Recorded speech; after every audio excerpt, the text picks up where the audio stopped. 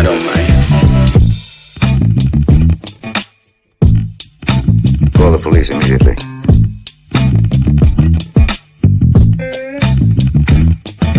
I don't get it. No idea what you're talking about.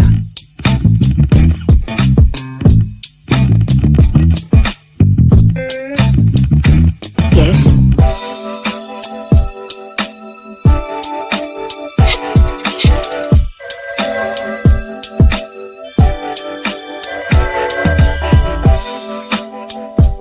Hello? Hi, stranger. I want ham and eggs and flapjacks with lots of butter and syrup and coffee. I'll take the coffee now. Why have you come with me? Rain.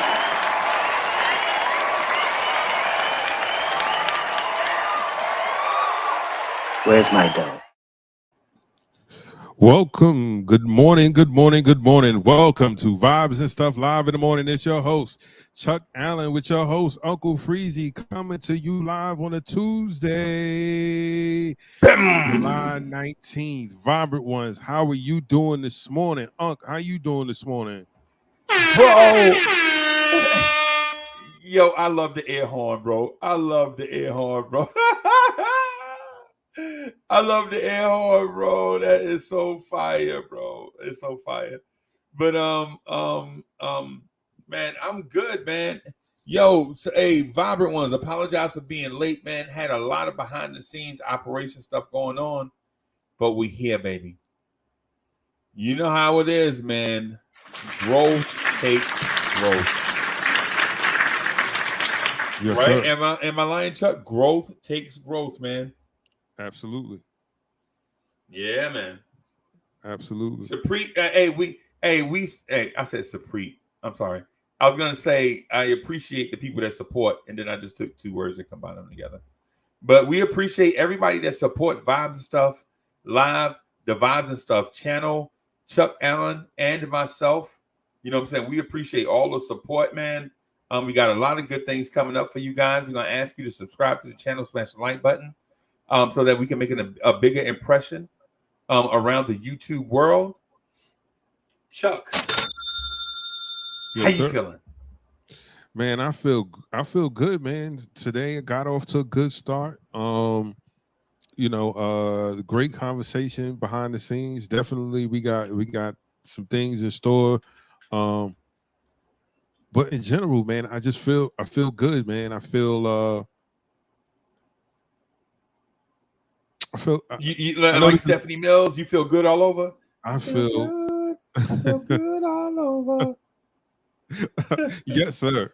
Yes, sir. Yeah, man. I feel good all over, man. I feel like I'm like Mario, man. I just got my life, my one up. Now I'm ready for the world. Damn. Uh Like but Sheila. oh Oh. Sheila. Those Prince drums, bro. Those Prince drums. Yeah. That's definitely Minneapolis. Yeah, yo, Chuck, is the Minneapolis sound slept on, bro?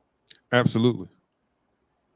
Because Minneapolis sound is absolutely slept on, because when you start naming the groups and people that have come out of Minneapolis, you'll be like, Yeah, man. you. Yo, it's so many dope groups out of Minneapolis, bro. Right. You're like, man. And Minneapolis, the funk from there don't sound like the funk anywhere else. Like, Yeah. West Coast funk don't sound like it. The Philadelphia funk They don't call sound it like they call it G Funk. That G Right. Funk, that West Coast, that G Funk. Yeah, man. It's his own beast. It's his own groove. I can't even say it's an acquired taste, because once you hear it, you can't deny it. Like, you just can't. Right. All of I think all of the best music honestly comes from these other cities, not major cities. Okay. Okay. Okay. Because Wow. would you consider Jersey City or Newark like a major city? No. Major how? Major metropolitan? No. Part of a major metropolitan area? Yes. That's what I mean. Yeah. Definitely. But think about all of the talent that's come out of Jersey in general. It's unbelievable. And you said before, Jersey had the best artists, and there's definitely an better than New York. Definitely better than New York. I don't know. Sometimes when you say that, it just seems like it's that Jersey City hate. Like we're closer to Manhattan than you New Yorkers, but yet y'all treat us like second-class citizens, kind of thing. And I don't really know how to take it because it's true. It's like one of those things. The message is fine. You just don't like the messenger. Like if it would have came from. Well, Chuck, think about this. Who's closer to Manhattan? Me in Jersey City, or say you in Brooklyn or Queens? Well, me. I'm closer. Me. I'm closer. Nah. The Manhattan Bridge is up the street. It'll take you 25. It's gonna take you 20. Seven. Because once I cross the bridge, I'm in Chinatown. Yeah. Like I live in Fort Greene. Like I'm literally by the beach. You right there by yeah. The Manhattan Bridge and the Brooklyn Bridge, right here. Okay. Yeah, but other places like other parts of Brooklyn, like Bed-Stuy, yes. Brownsville, yes. Those guys are a lot further. Brownsville, yeah. Shout out to yo, man, one of my favorite rap artists of all time, Sean Price, is from Brownsville, Brooklyn. I love Helter Skelter, bro. One of the underappreciated groups. Yeah. I love Brownsville. I love Brownsville. I love Helter Skelter, bro. Helter Skelter, OGC, the original Gun Clappers. I love Starring Wonder, bro. I love Starring Wonder. I love Sean Price. R.I.P. Sean P. I love the Rockness Monster. ROC. Yeah. I used to try to rap like him when I first was trying to find my rap voice, because every time I used to rap, or in the early days, yo, your voice is too deep to rap. I was like, that don't even make sense. Nah. So I tried to do like a combination of Lord Have Mercy and ROC. Yeah. Horrible. I love Lord Have Mercy. Cardiac arrest freeze, please. Yeah. Make you MCs fall to their knees. And they was like, I love him too. Yeah, man. Definitely. Queensbridge, and AD says Queensbridge is the closest. I mean, the 59th Street Bridge is just the same as the Manhattan Bridge or the Brooklyn Bridge. Like once you cross over there, you're pretty much in Manhattan. Yeah, no, but listen, I'm not saying that because once I get to the tunnel, once I get to the tunnel, I mean, once I get through the tunnel, I'm right there on the other side. I'm in New York. You know what I'm saying? So I'm like, I'm talking about walking out of my house, like you know what I'm saying. And yeah, you probably are. Yeah. Hard Will, what's good? What's good? Yo, man, I ain't gonna lie to you, bro. I got you know what, Chuck? Before we get deep into the morning conversation, yes, sir. let me play a joint to get us off on the right foot. Let's do it. I'm gonna play a joint by DSJ called Hood Goddess. and on the other side of this, we'll start the morning conversation. Let's go. You with it? Yes, sir.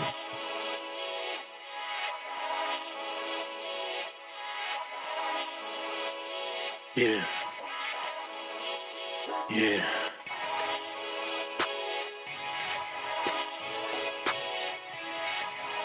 Shorty, let me holler at you. Girl, it's the way you walk, command attention. It's all about your vibe, your true intention. I call you good goddess.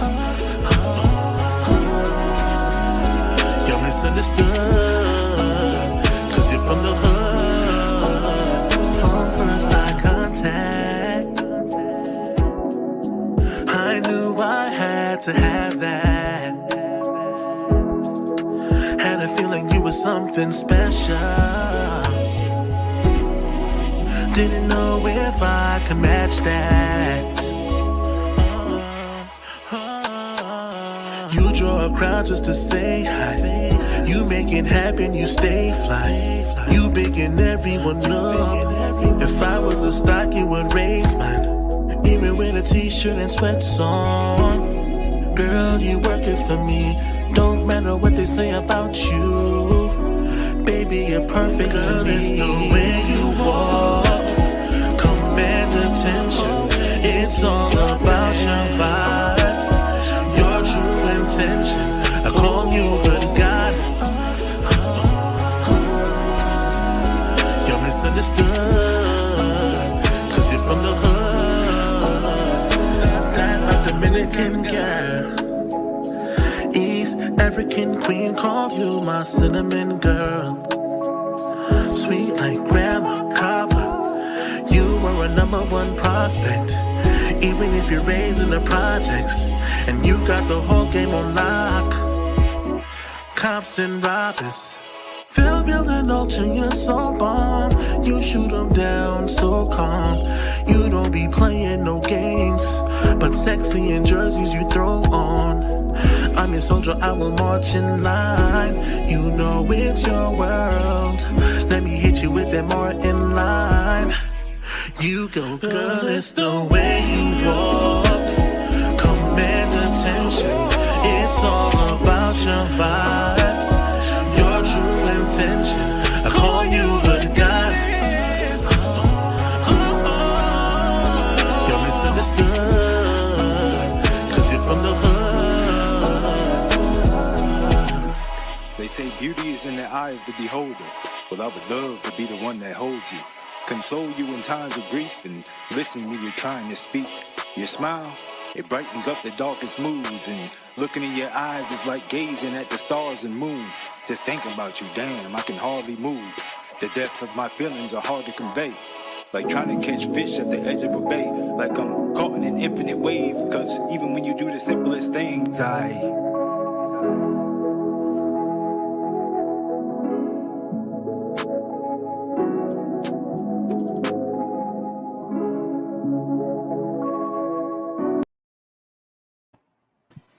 Yo, My man. yeah, man. Yes, sir.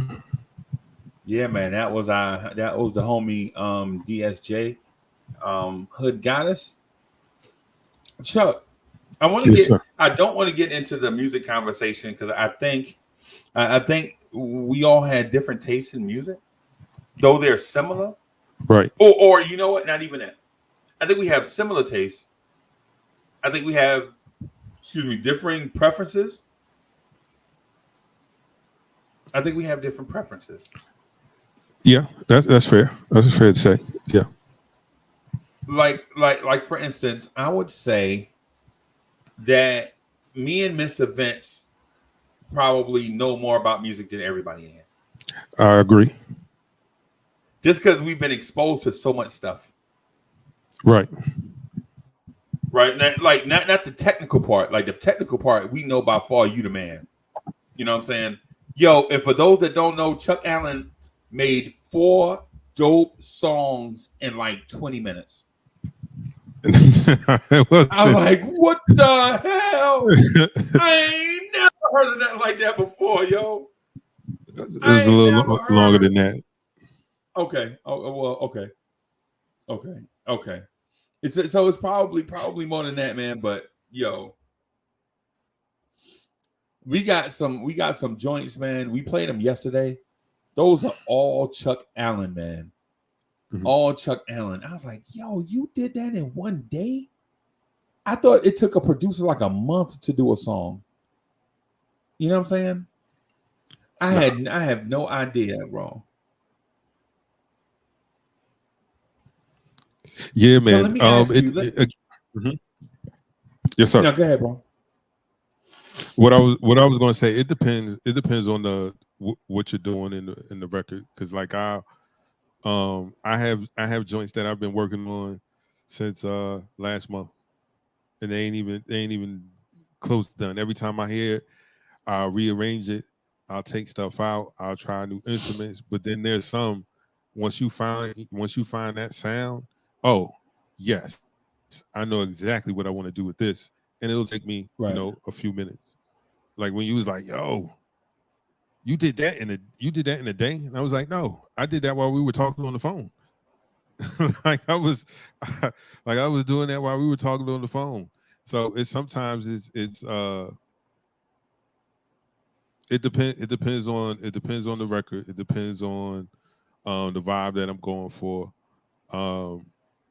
Because like I said, there's a joint that I've been working on for about a month. Right. And it's just not where I want it to be.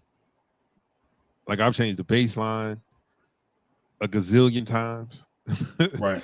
I've switched the drums out. I was like, I don't like the way those drums sound. That's too light. I don't like the way that sounds. The toms is resonating too much.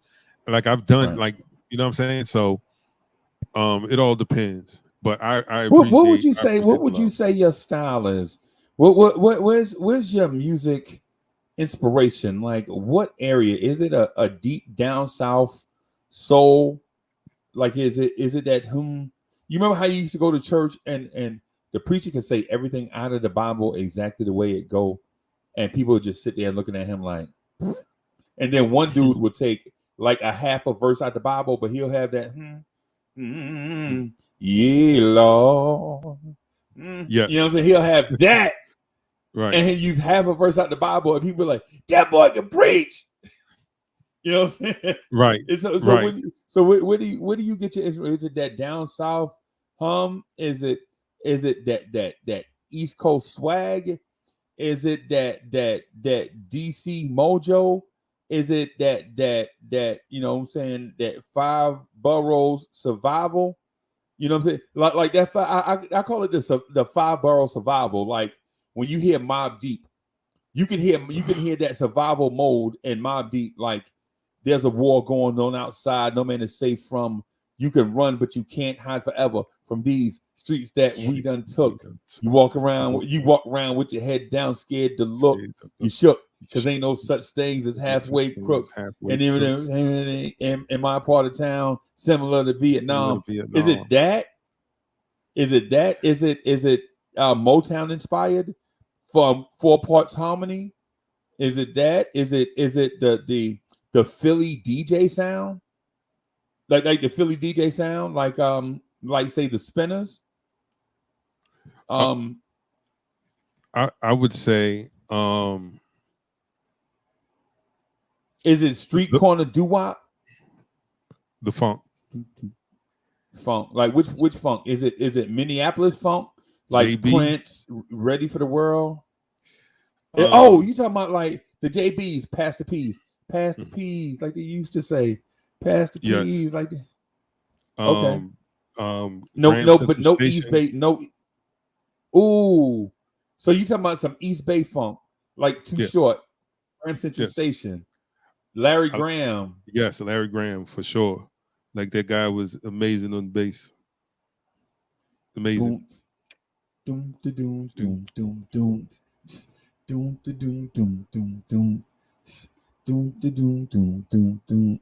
Like that I always felt like when it comes to to producing.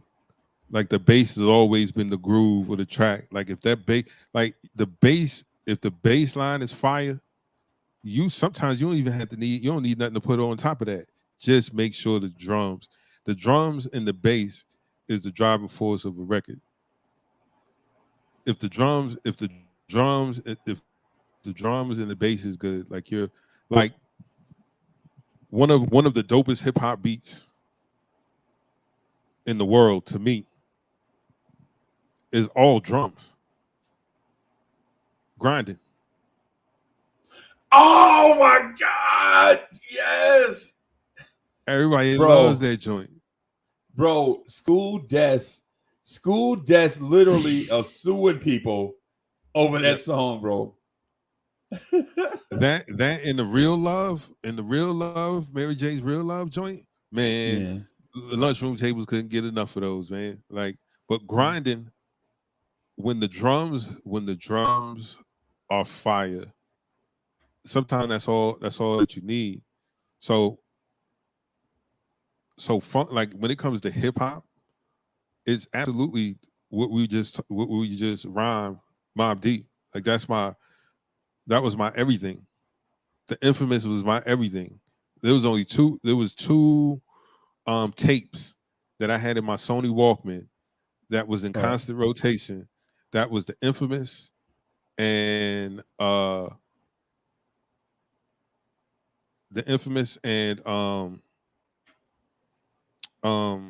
man, how did I go? Illmatic. Right. Illmatic. And then this cat out of Jersey, I heard his first album and I was like, what the oh, I love the funk, because I didn't know it was funk. Right. And his name is the Funk Dr. Spot, aka Reggie Noble, Redman, aka Redman. Yep. When I heard There's a Dark Side, it was over. It was over. Cosmic Slop and all that, it was over. It was over. You ever hit something so dope that you gotta stop and collect yourself? Like I ain't even gonna lie. One time a dude passed me a blunt, and I'm like, I don't know why y'all smoke weed, man. What is it with weed smokers? He's like, don't knock it till you try it. And like, nah, man, I'm gonna knock it, and I ain't trying it, right? And so he's like, no, just try it. So I'm like, okay, let me this thing smell funny. And he's like, that's because it's skunk. And I was like, why would you smoke something called skunk? Right? He's like, yeah, it's just. So I try it. And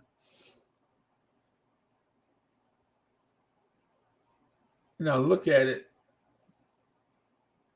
and then it hit me so hard. I'm like this. Hey, take this back. And you be so high, like you like. Yeah. Wait a minute. Yeah. This thing just coming along so fast. Like for instance, I put a link in the chat to one of the dopest bass lines I ever heard in hip hop. It's a song called "I'm a Player" by Too Short, right? And the bass line goes. And when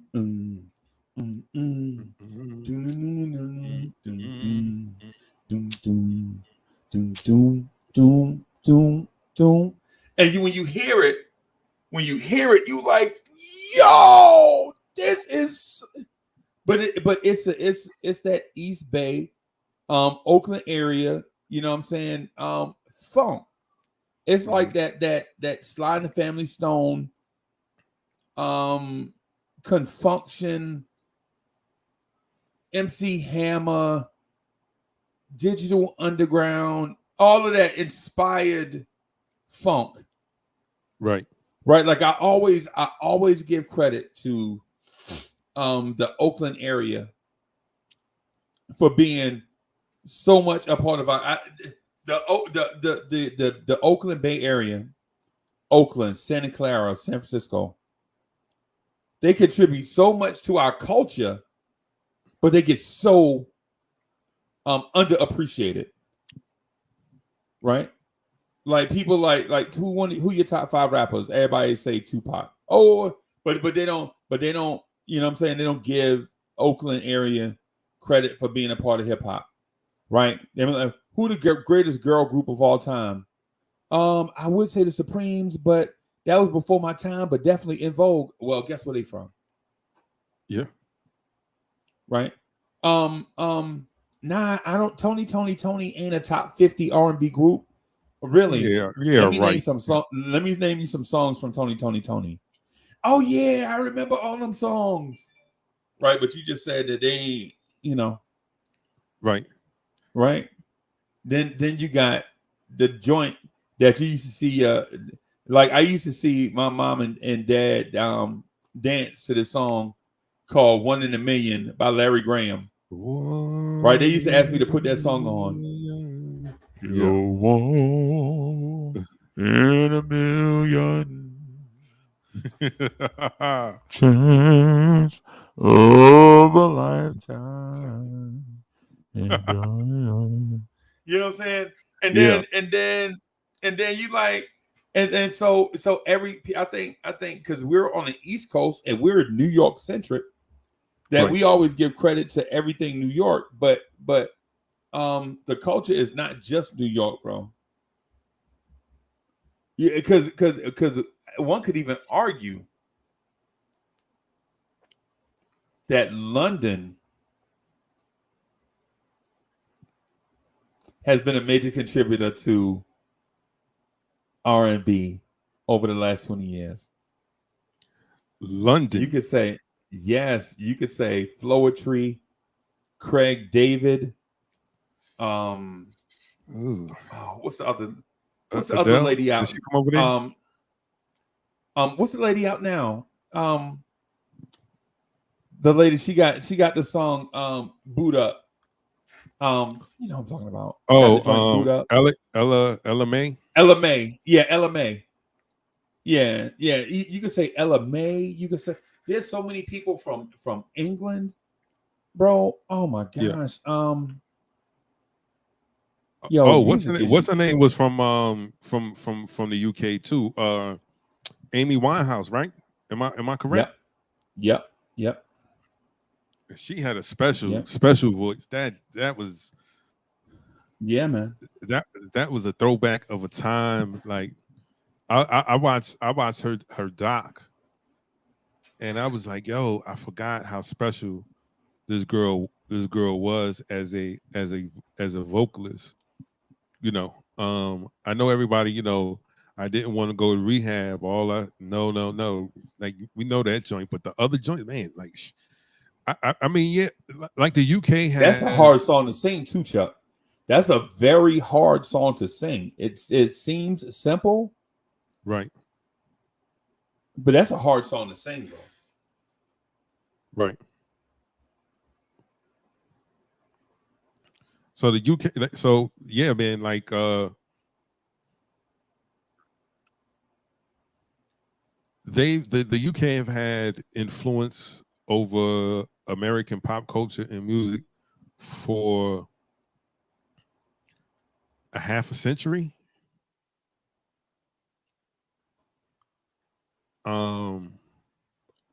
And we got to say Estelle, like she had a little run for a minute, you know, her American Boy and all that stuff that came behind that. But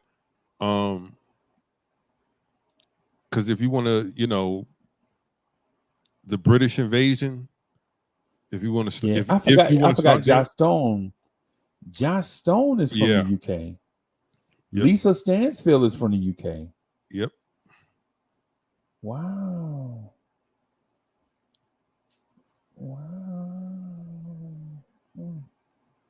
That's crazy. Am I serious? Am I serious about what, AD? What am I serious about?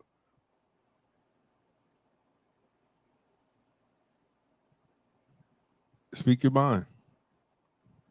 Yo, AD want to think everything for New York is the best, but the only It's thing about it is New York is great when it comes to music, but they are not just it.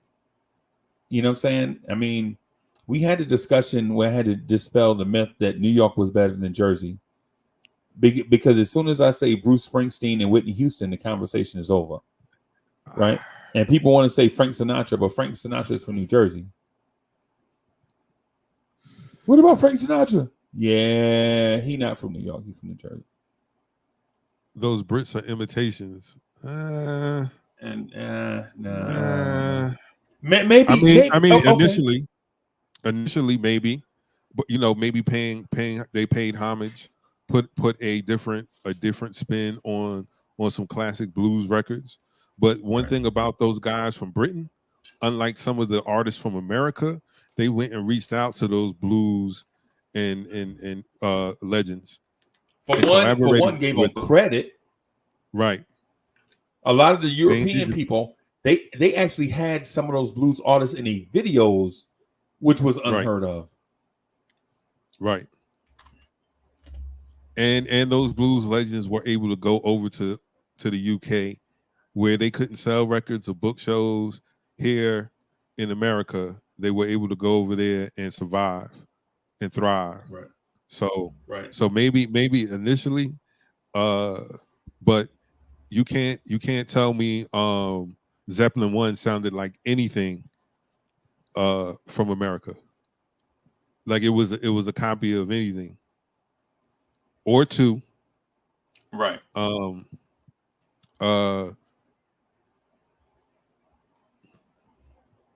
Of course, there's no British invasion without Delta blues. We're not. That's where the bass lines come from. That's the whole thing about bass line. See, okay. So for one, let's do this, Chuck. Let's make it distinct. Let's distinguish something. There is a difference between a bass line and a drum line, right? Right. Okay. All right.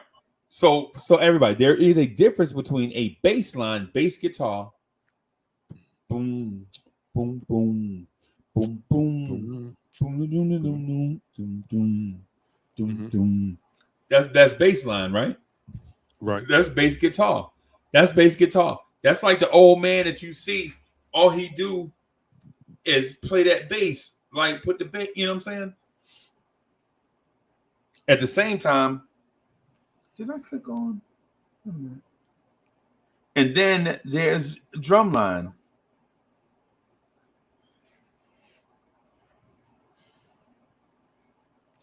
And the drums, again, the foundation of any record, the foundation of any song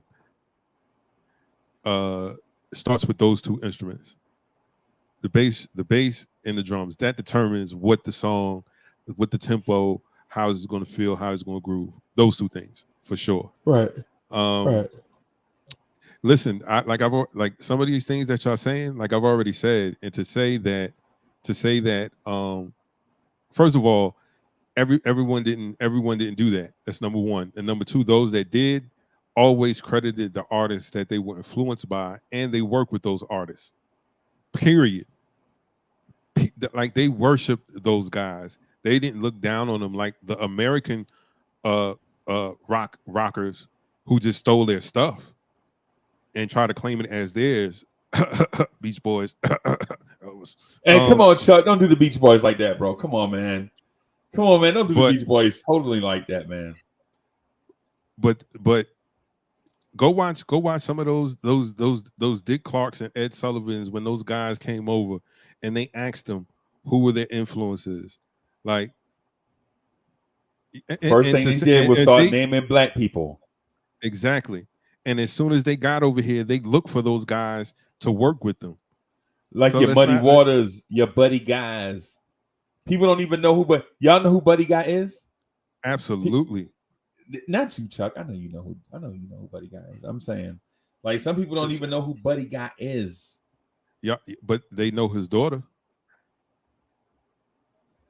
Get out of here. That ain't his daughter. Getting some head. getting some head, getting some head. Yes, That's not Shauna his. from DTP is his daughter. Get out of here. Absolutely, yes, That's his daughter? that's his daughter. What?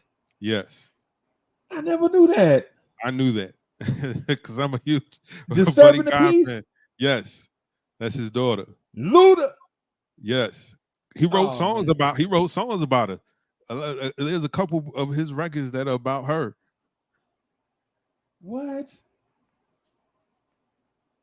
Wow. Yes. Wow. Yeah, hey man, a lot of people, a lot of people stole music back in the day. People steal stuff now. Absolutely. Yeah, as a matter of fact, I have a distinct opening on the Knicks Morning Drive because when I first started doing my opening, what I realized was people were stealing my openings. For the Knicks Morning Drive, I changed up my opening on the Knicks Morning Drive 7 to 8 times because I would do my opening and then I would watch somebody else do a video and they would say what I said verbatim, right? And so what I did was I took it as homage, like, yo, I'm impacting other people. And then after like the 10th or 12th time, you're like, okay, let me just say blue tears, orange tears, orange tears. You know what I'm saying? Still that. You know what I'm saying? Yeah. Because I did the opening. Yo, what's good? Party people in the place to be, what's good? I did that, and then I watched other people videos, and they're like, yo, what's good? And I'm like, oh, okay. Yeah. Yeah. That's a strong case. That's a strong case. Like, what, talking about Niles Rodgers? Listen, bro. The sound of that clean ass Strat. Man, that Niles Rodgers been a part of some very big records. Yeah. Man, listen. He wasn't sophisticated. Let me not say sophisticated. It wasn't complicated what he was doing, but God, Chic. Yeah. Him and the other dude. Now remember, I don't want to not give credit to the other dude because the other dude was great too. The other dude is Chic. I keep forgetting his name. I can't remember his name.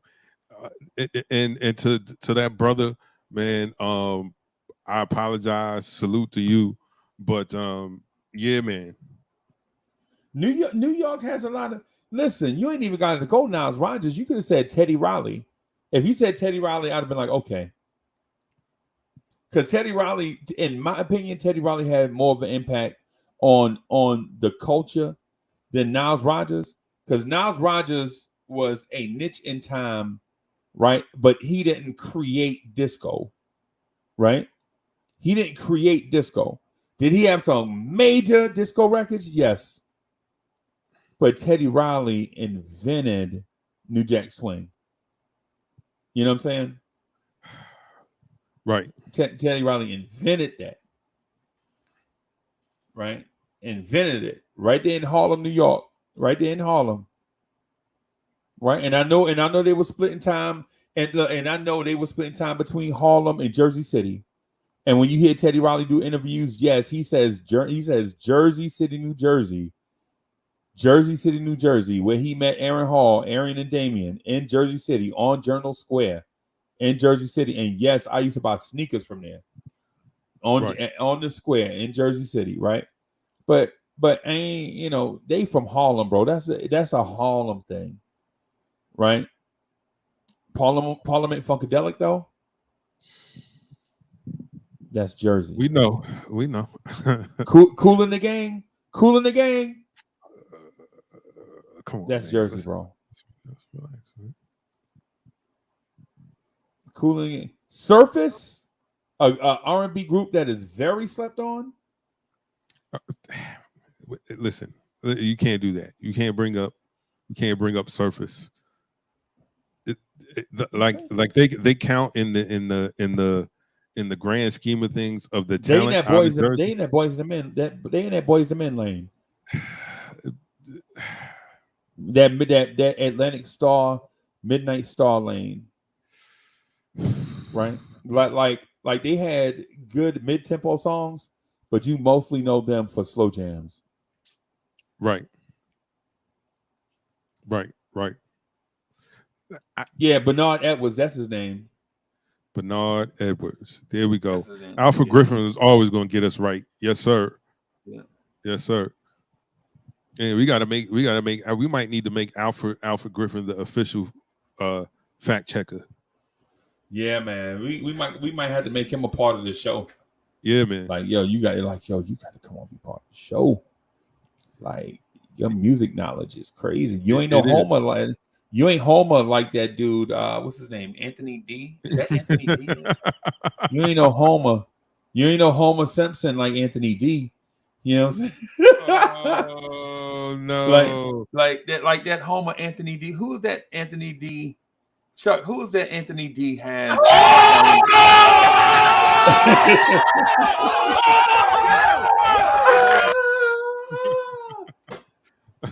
Yeah. So who's that Anthony D has on his avatar? What is that? What group is that? I don't know. Is that the Four Tops? Nah, that's too many to be the Four Tops.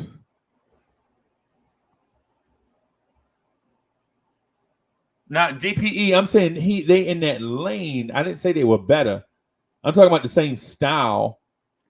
Boys and Men, and nobody was as good as Boys and Men, in my opinion. You know what I'm saying? I'm just talking about in that lane, that style of music. You know what I'm saying? Right. That's what I'm talking about. Like I'm not talking about Surface knocked off Boys and Men. That ain't what I'm saying. I'm talking about like in a certain style of music where you have four dudes that do mid tempos and ballads. Surface is in that lane. Right.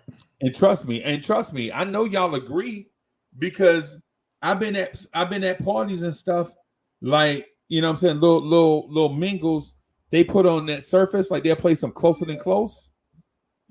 Closer Than Close. And dudes would be over there with their chick and they little drink glass or their little glass looking at the chick eye listening to Surface. You know what I'm saying? I seen y'all with y'all linen shirts on and y'all pretty boy shoes and y'all 360 waves and y'all big gold watches. I've been in the spots with y'all, bro. I said, Were you talking about Anthony D? You was in the spot with Anthony D? I said, I forgot. Yeah. Oh, Chuck, you calling out AD? Because that's, I feel like that's his type of fly though. Like the real fly linen suit with the gold presidential or the very subtle 360 waves. Yes.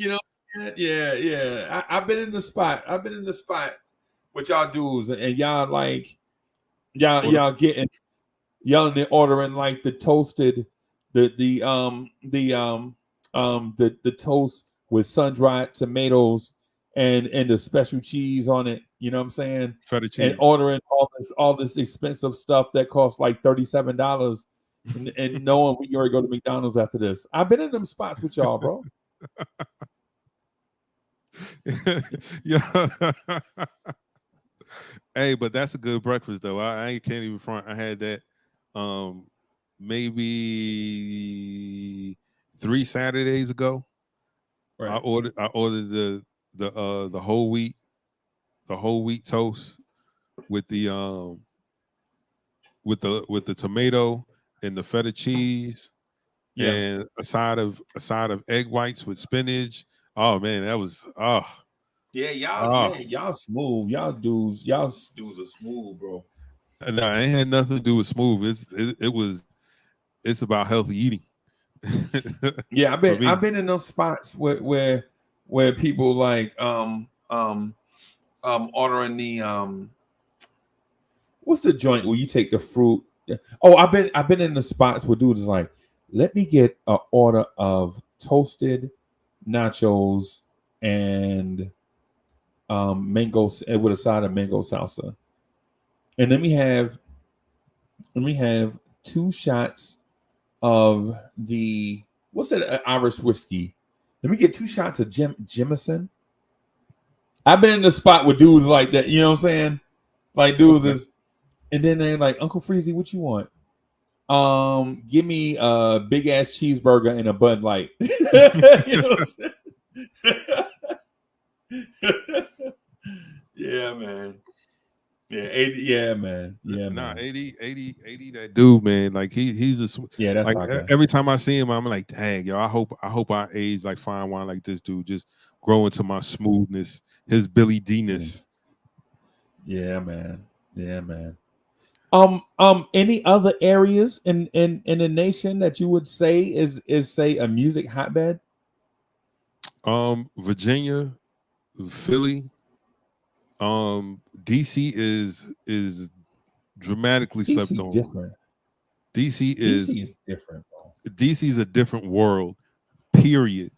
Even driving down there, you could be driving up one street, and then all of a sudden it turns into a one way. You're like, oh, what happened? What is this? Right.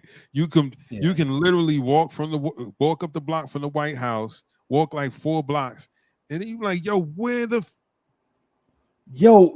they shooting over here. They shooting. Oh, Yeah. made you look like yeah. Definitely all of those places right there, Alfred. We said Minnesota. I think Detroit gets its just due. I think Detroit gets its just due. I think Detroit overrated, bro. Man, you can't say that simply because of Motown, man. You just can't. Like I just because like there were other labels in Detroit. Yeah, there were a lot more talent that came out of Detroit that didn't necessarily sign with Motown. But come on, man, like Marvin Gaye, Stevie Wonder, Martha and the Vandellas. That was an era, though. That was an era. That era is over. When's the last time? What group, R&B group, has come out of Detroit in the last 30 years? R&B. Right. That's what I'm saying. That was a bygone era. You know what I'm saying? And I know you don't have to live in these hotbeds in order to make it nowadays. You can be from Butt Tussle, Tennessee, and make your music out of Butt Tussle, Tennessee. You know what I'm saying? Right. But like back in the day, in order for you to make your music, you had to move to Detroit, or move to Philadelphia, or move to New York, or move to Miami, California. Another slept-on place. Miami, yes, the Miami sound. The Miami sound was the sound of the 80s. Like Miami Miami was.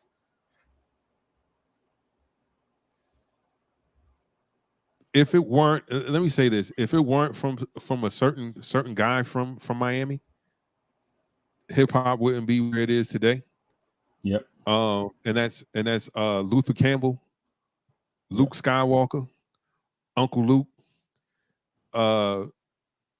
It was Luke that paved the way. I know they want to give that credit, and some people get the pats on their backs, being CEOs and you know, these guys help push the culture forward. If it were not for Luke, if it were not him paving the way, you wouldn't be able to hear songs, Freaky Tales. You know what I mean? Like, right. Like you would have to go to a hole in the wall somewhere out in the middle of nowhere just to hear it because it's illegal. You know what I mean? Right. And not for nothing, all the people that complained about Miami bass music, they ain't rapping, they ain't saying nothing. So dude just said the dude said, no lie, I saw the dude do Scarred live, right? Mm-hmm. And my man, it was him and his hype man. The dude was just yelling "ride" in his ear, and he like, "Captain coming, Captain coming, Captain coming, Captain coming." And the dude in his ear is like, "Ride, ride, ride, ride." He like, shake what your mama gave ya. Shake what your mama gave ya. Come on, man. And you like, I don't know what this stuff they are on, but this is crazy, bro.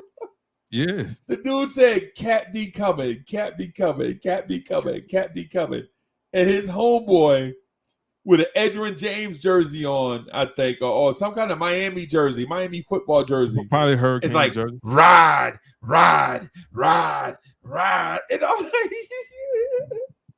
and then I thought that's all he do, because it's the same dude that said Doodoo Brown. Yes. Doodoo Brown, Doodoo Brown, Doodoo Brown. And he like, Cap D coming, Cap D coming. And then you see Trick Daddy walk on stage. You like, this dude Trick Daddy looked dangerous. Like legit when because I didn't know Trick Daddy back then. This is before you don't know nah and who that is. Oh, that's just my baby daddy. That's before all of this, right? We're gonna talk about that. We're gonna talk about that song. We're gonna talk about that song, but go ahead. We're gonna talk about that song. You like, yo, these dudes ain't even saying nothing. This is right at Scarred and Hump With It is out. Big Booty Holes, Hump With It. Y'all know the song from Friday when Ice Cube girl pull up. When Paula J. Parker put Ice Cube, and that's how they looked. And that's how they looked. They used to hop out them Honda Civics and Jettas looking just like that. Looking just like that. Like, just like that. That girl with the Daisy Duke song. Without Uncle Luke, you're not gonna get a Lil Jon and the East Side Boys, because they did exactly what he was doing, but with their Atlanta twist. Except with expert production. Luke Num, their production was okay, but it was raw. You can tell hood dudes. You can legit tell hood dudes was doing a production. It was good production, right? It was good production. But Lil Jon them had been to school.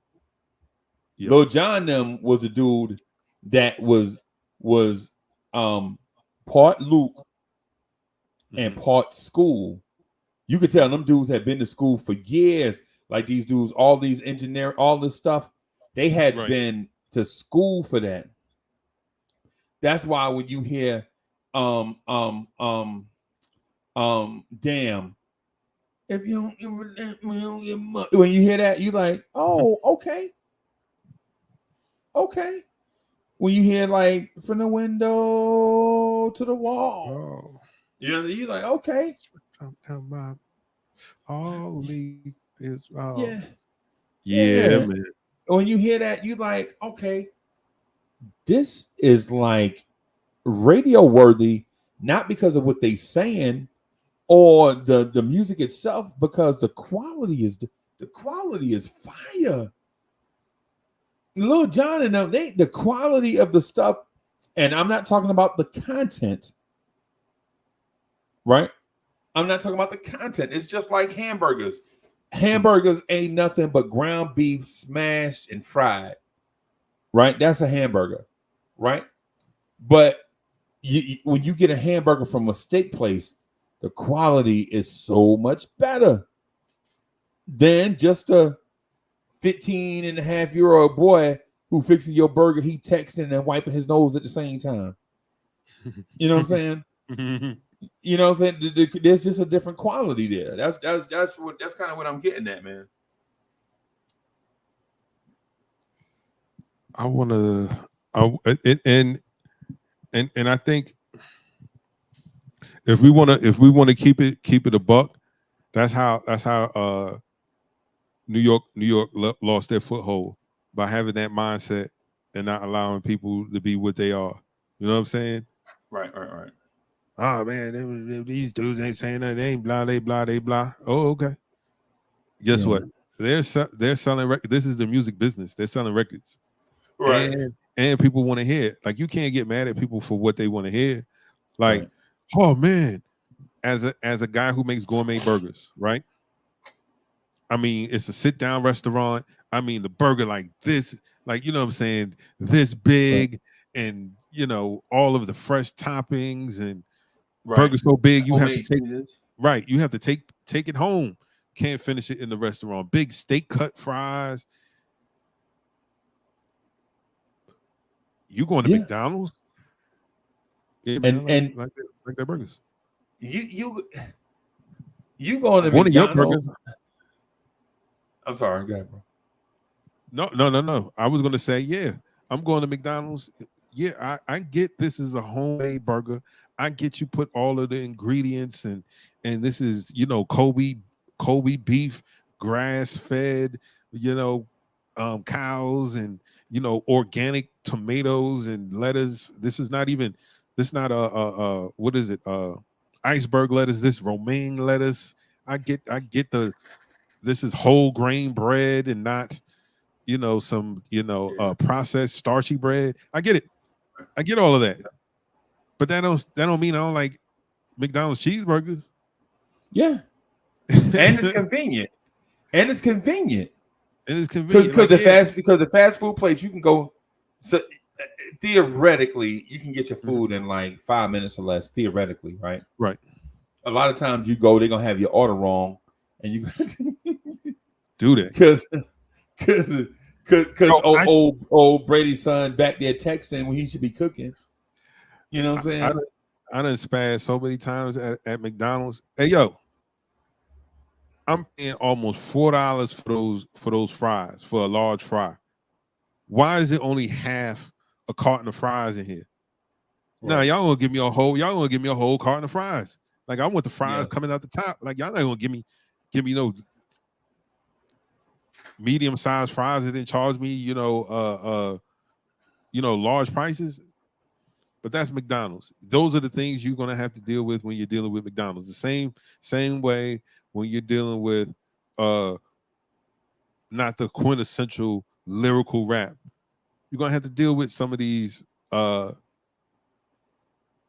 like you say, be on the phone and texting, getting the orders wrong. You're gonna be, you know, let down by some of these guys that don't necessarily have the skills. And guess what? They'll fade away.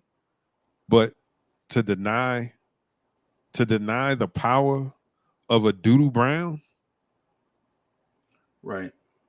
To deny Get Low, you're bugging. Getting low. I love Made You Look. When that beat come on, brave hearts.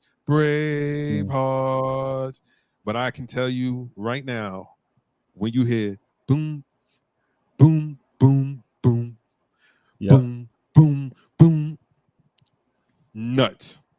Yeah. And it's not like that A Made You Look is a terrible song or it's not good, right. But it's a clear difference. And the guy on that one wasn't really saying a whole lot. Right. You know what I'm saying? Right. But it's time and place, man. Like I used to get the argument sometimes with guys like, yo, man, when New York start dumbing down their lyrics. Because I think the time, what's my man name? He had out the record.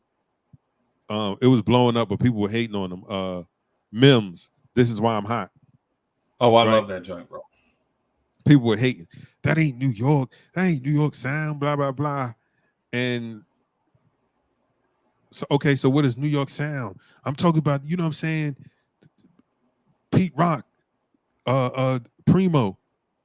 Well, they don't know what they talking about, though, Chuck. Well, Pete Rock isn't from the city. He's from Mount Vernon. He's from Mount Vernon, and Primo is from Texas. Houston. Okay, so when you say New York sound, like y'all got to be, you know what I'm saying? Like what? And what is the New York sound? And because we used to beef about this in the 80s, the New York sound is not one thing or the other. It's a collaboration of not only 5 boroughs, but distinct areas within those boroughs themselves. Right. Like there is a South Bronx sound, then there's a Bronx sound, right? Mm-hmm. There's a Brooklyn sound, and then there is a East New York gritty Brooklyn sound. Yep. Right? Like the difference, like for instance, J. Ruta Damager, who had one of the dopest verses that I ever heard in my life, he don't sound like Biggie. And no. I'm talking about the original. I'm talking about Biggie Smalls. 222s in my shoes. Holla at me, hit me, love him in the house. That Biggie, yes. Right? He don't sound like that big, right? And then Big himself had 2 different sounds. There is the Biggie Smalls, and then there's the Big Papa. Yep. You know what I'm saying? There's a distinct, like there's a legit Biggie Smalls and a Big Papa, right? Like the Big Papa is the dude that came out that you start to hear on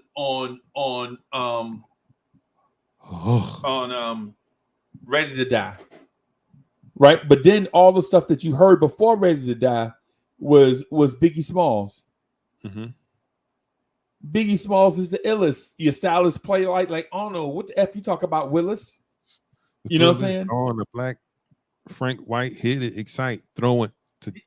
Nice. I used to be, yeah. Come on, man. Like, like bees, I love them brainless. Guns, I like them stainless steel. Yeah. I want the effort fortune like the will. Like the will. Yeah. Till my clips is empty. Don't tempt me. Yeah. So there's that Biggie Smalls, and then there's Big Papa. Right. You know what I'm saying? Yeah. So the New York sound, in theory, is it's a celebration of New York, period. But everything in New York ain't the same. Right. If right, like Bobby Shmurda and Designer ain't the same.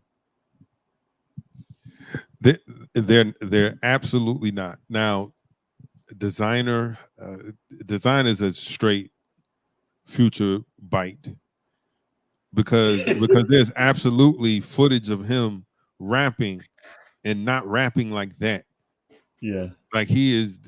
Before he did Panda, he was not rapping like that. So when I hear it, I'm like, no. See, that's the wrong way to go. And that was always he sold a lot of records, though. He famous. He sold a lot of records. He ain't sell nothing. Yeah, Timmy Turner. Timmy Turner was that too, though. Timmy Turner did kind of ring off a little bit. It wasn't Panda, but it definitely rang off something too. Yeah. But that was his downfall, because it was always a cardinal sin to bite, to be a biter. Like you couldn't bite anybody's dope style taker, tell you to your face you ain't nothing but a faker. Remember that? And when you used to bite, people used to call you out. Yes, real quick, fast, in a hurry. But now it's a thing because the labels. Here's the thing, and this is in. I feel like this is in business in general. Like once a product comes out, right? It may be exclusive. Like when the George Foreman grill came out. It was just George. Right. It was just the George Foreman grill, right? Right. But then here comes another company that makes the same exact thing, but they call it the Lightning Grill, or they call it the Chef Top Grill, and instead of selling it for 3 easy payments of $29.95, they're just selling it $19.95 flat out. Yeah. Flat out, right? So now you got a whole bunch of imitation George Foreman grills out there, right? It looks the same, and in some instances they might even have better features, but at the end of the day, it ain't a George Foreman grill, right? Right. But then, you know what I'm saying? So that's what the industry did was, okay, that's hot. Let's get 10 more like it. Why? Because when he's done, this whole genre or this whole lane is done. Because we're gonna oversaturate the market. Like, I've seen a bunch of people say, yo, man, I got this new George Foreman grill, blah, blah, blah. And you go there and it says oyster on the top. Yeah. It's a Walmart knockoff. Yeah, like the same George Foreman grill. But I mean, you know, it's the same thing. It'll do the same stuff, but yeah, right. So that's where the industry is. But man, I saw something the other day that gave me hope. Like there are little pockets of dopeness that I'm starting to see. You talking about Davies? You talking about Davies? Heck no. No. Don't let's not get started with no. Because I don't want to slander him. I'm from NY, and it's not even real slander. It's not slander. But I'm not going to give my opinion on Davies just yet. Even though I think he's dope in Wu-Tang American Saga playing Method Man. I think he's doing a very admirable job. The whole cast. But the standouts are the kid that's playing Ason Unique, aka Old Dirt McGurk, Old Dirt Dog, ODB. That kid, I thought it was his son at first. And they was like, nah, his son didn't get the role. That's the kid that got the role. And I was like, well, he deserved it. Because what's his name again? You said Ason what? Ason Unique. Okay. I remember him because when I listened to Old Dirty album, I used to be like, why he calling himself that? I didn't get it. Yeah. Because he used to the first words to Brooklyn Zoo is that I'm the one man army Ason. You know what I'm saying? Yep. I never been looking out. I keep MCs looking out. You know what I'm saying? That's the first line from Brooklyn Zoo. And think about that. That's another Brooklyn voice that don't sound like nothing else. Right. Don't sound like nothing else. Like, contrary to popular belief for the rest of the world, and those who want to, act like it didn't, Big was getting a lot of slander in New York. A lot. Like, people wasn't necessarily rock. Like, that whole shiny suit era got major backlash. That's a real thing. That got a major lot of people backlash. got caught up in that too. Yeah. Jay-Z, your Def Jam career is calling. Jay-Z. What he had to do? We had to join Sunshine. Was that the name of it? Horrible. Like, the video made him look wild crazy. Like him in that aluminum foil suit. I'm like, oh no. That's why OGC, that's why all them dudes was clapping at him. They was like, man, what is this? Like, what is this? Now, New York sound, I may be in the minority when I say, but if you want to say the New York sound, then you got to talk about Mobb Deep, because Havoc is from New York. And that infamous album, oh my goodness. Like, that still bangs. And as a producer, I don't think Havoc gets his credit, but coming from the infamous into Hell on Earth, then Murder Music, come on, man. If we're going to talk about a New York sound, like Shook Ones Part 2, classic. When you hear like, it's so, like, it is such a, I want to say 8 Mile took it to another level with it being there and being the climactic, soundtrack, for Eminem winning his battle. Like, it took it somewhere. But that is one of the, I believe that's a top 10, maybe top 5 hip hop beat of all time. I think it's a top 10 hip hop song of all time.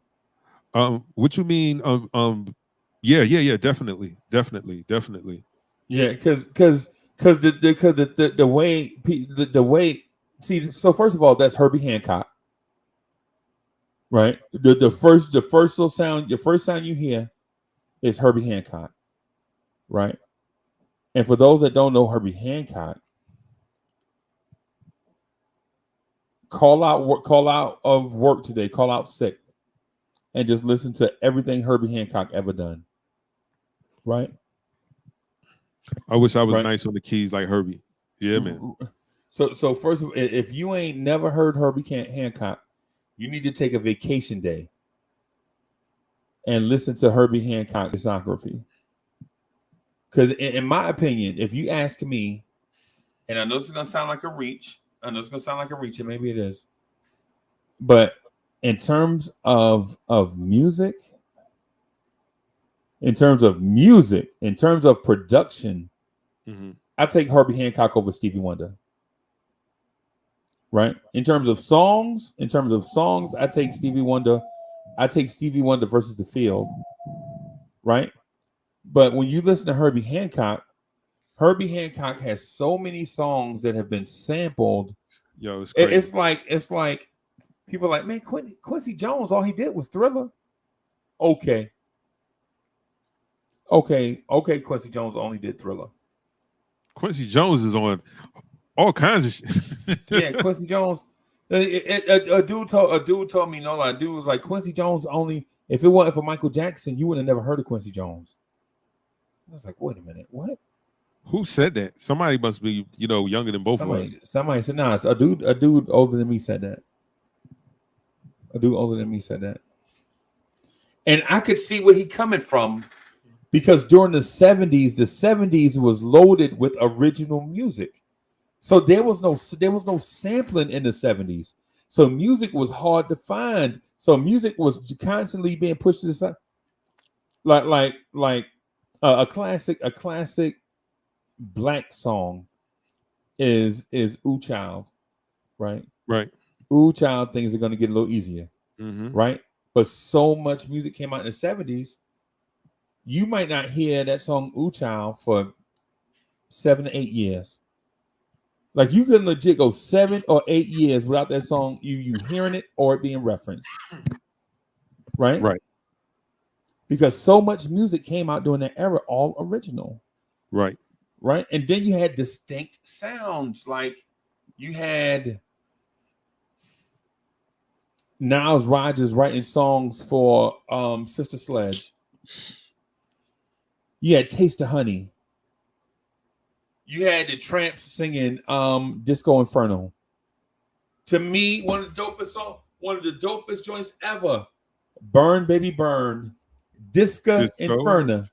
Disco Inferno. Burn that mother down. Yeah, that man. Joker was country. That dude was country as a ham biscuit, bro.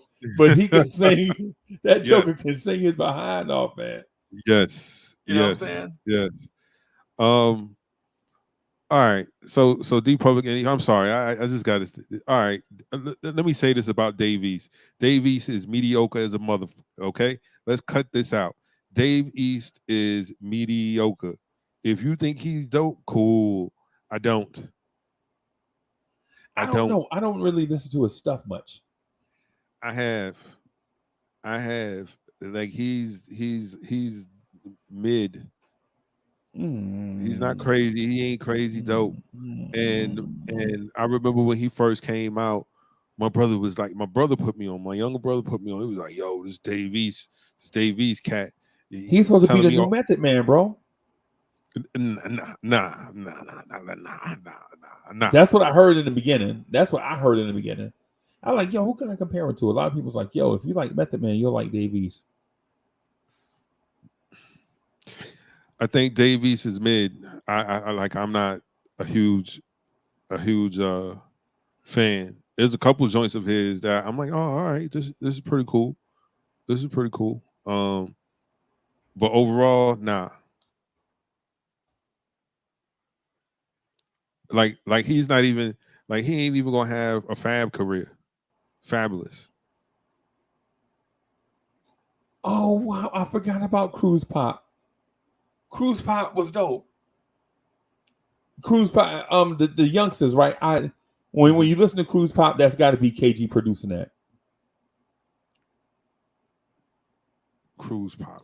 You remember Cruise Pop, the youngsters? I remember. The youngsters were from Philly, right? I think so.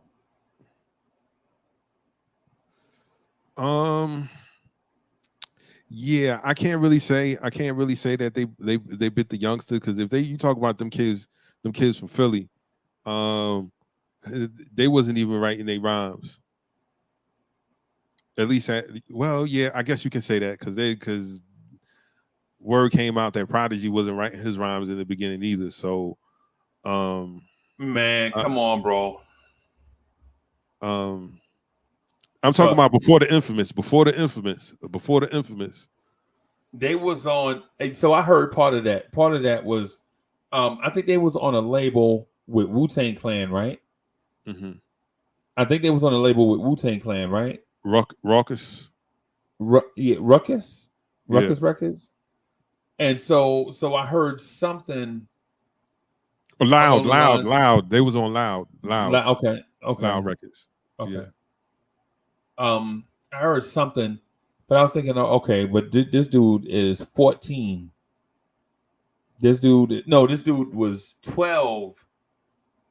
This dude was 12 when he signed his deal to Loud, right? Because remember, Mobb Deep wasn't a thing at first. Nope. Prodigy was a thing first. And his name is Prodigy because he was a prodigy. Right? Cats was like, yo, can you believe how, like, for instance, what dude at his age was better? The dude from Wu-Tang Clan? I forgot his name. He wasn't really Wu, but you talking about Shaheem the Rugged Child. Yeah. Incredibly underrated, underappreciated young rapper. Who was better at 12 though? Him, the dude from the reggae dude. Remember the reggae dude? Little Vicious. Him, Little Vicious, Prodigy, the youngsters, Illegal. All them dudes are coming out all around the same time, right? Yeah. And so people were saying, like, this kid, because the Prodigy wasn't even his name. Remember, Prodigy name was something different. Yeah. What was Prodigy name at first, man?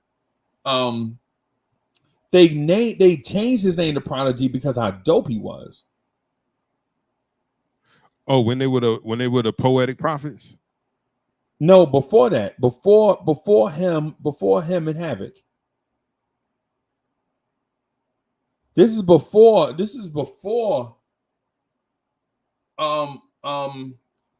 Poetic Prophets. This is before that whack album they put out. This is before them getting together. This is I'm talking about when Prodigy was by himself doing singles.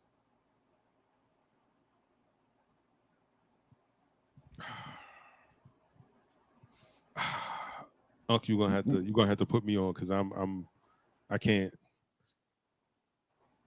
access that part of my brain right now. Alfred, help us out. Bro, you smoke? Absolutely. I'm just kidding.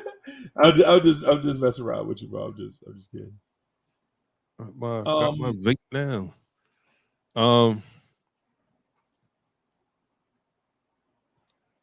But one thing that I would say about the youngsters, man, they were underappreciated because they had some dope stuff later on, for sure. Especially when they started penning their own stuff. Like, I'm not hating on them, but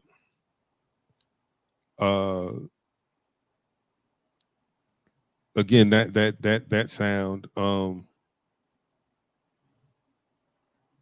Easy won't be, man. Easy won't be doesn't get the props that he should.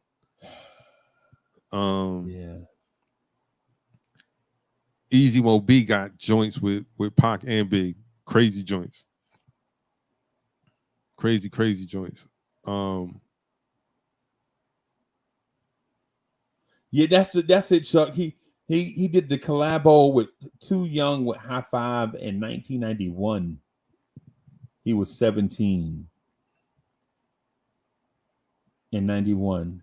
Hey yo, you can argue me to death. That's my opinion, bro. You're not going to change that about Dave East. You can write whatever you want to write, Public Enemy.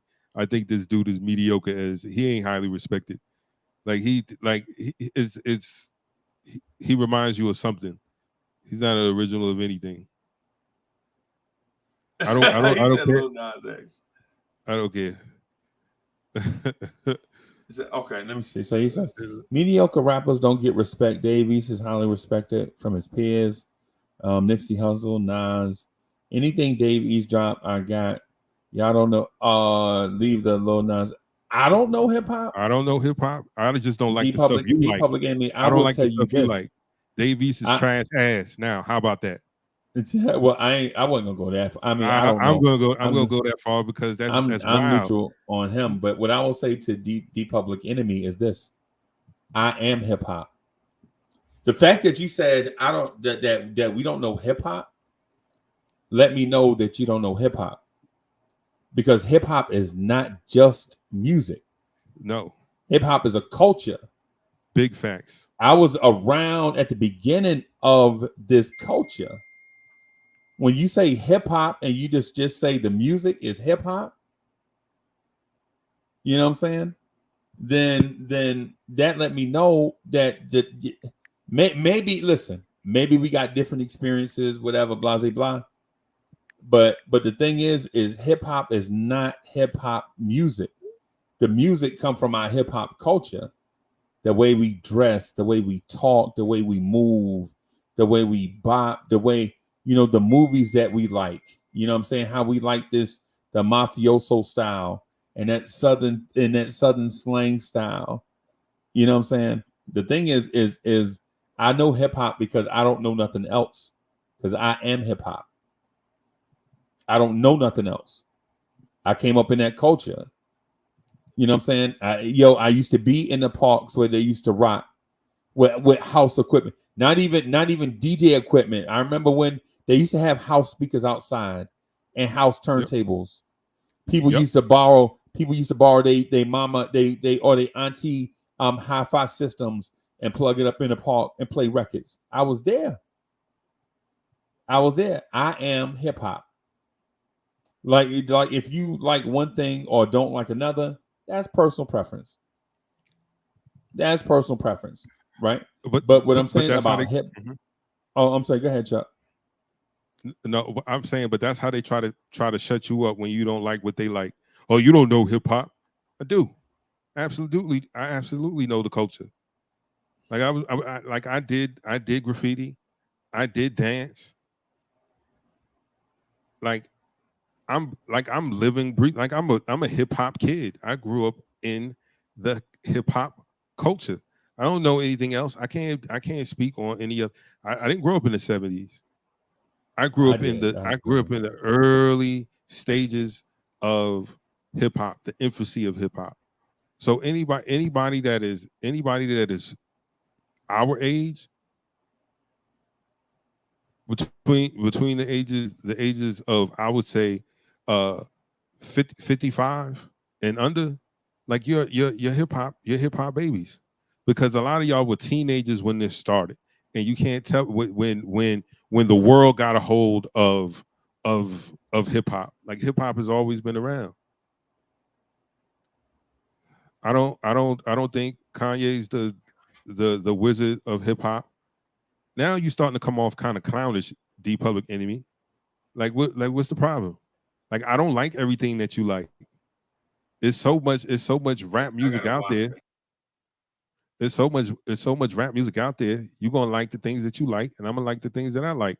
And I think that guy is mediocre. Period.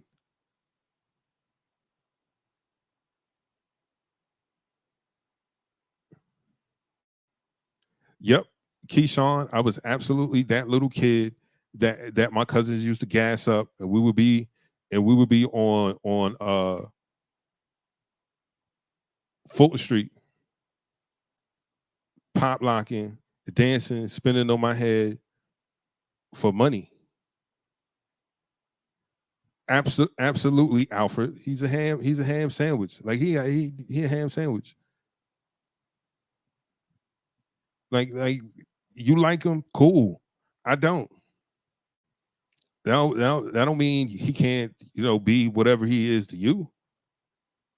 Like, how many of y'all dudes like Devin the Dude?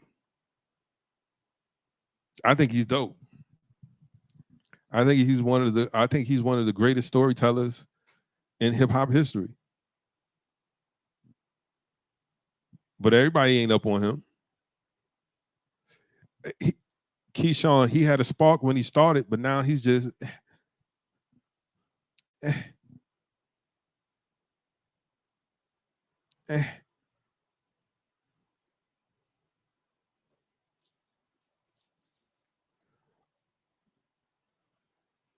I'm just saying, man. Like rap music isn't hip hop. Rap music is a part of hip hop. It's a part of the culture. Hip hop is a culture, and because record companies didn't know how to classify or put our music in the genre, they just said it was hip hop music, and then now everything is hip hop because of what's going on in rap, and that's the furthest from the truth. It's the fashion. It's the music. It's the dance. Like, because you listen to rap music don't necessarily mean you hip hop. Yes, absolutely. Freddie Gibbs is dope. Benny the Butcher is dope. I love those Griselda dudes because they absolutely remind me of an era, but they bring their own flavor and style to it. But then again, of course, because them dudes is like 40 or close to 40. So they grew up in that era, and they are exuding the stuff that they grew up listening to. I ain't mad at them. I ain't mad at them at all. Shout out to Buffalo, man. Shout out to Buffalo, New York. Yeah, man. Yeah, man. Hip hop. Yeah, man. Like even calling Kanye Kanye, I think that's ridiculous, man. Like, you like his music, you don't. For you to act like graduation, late registration, or even college dropout was garbage, or you bugging. Now all that other stuff is for the birds. Like, you can like it or you don't. Yeah, man. Doe and Die too with AZ.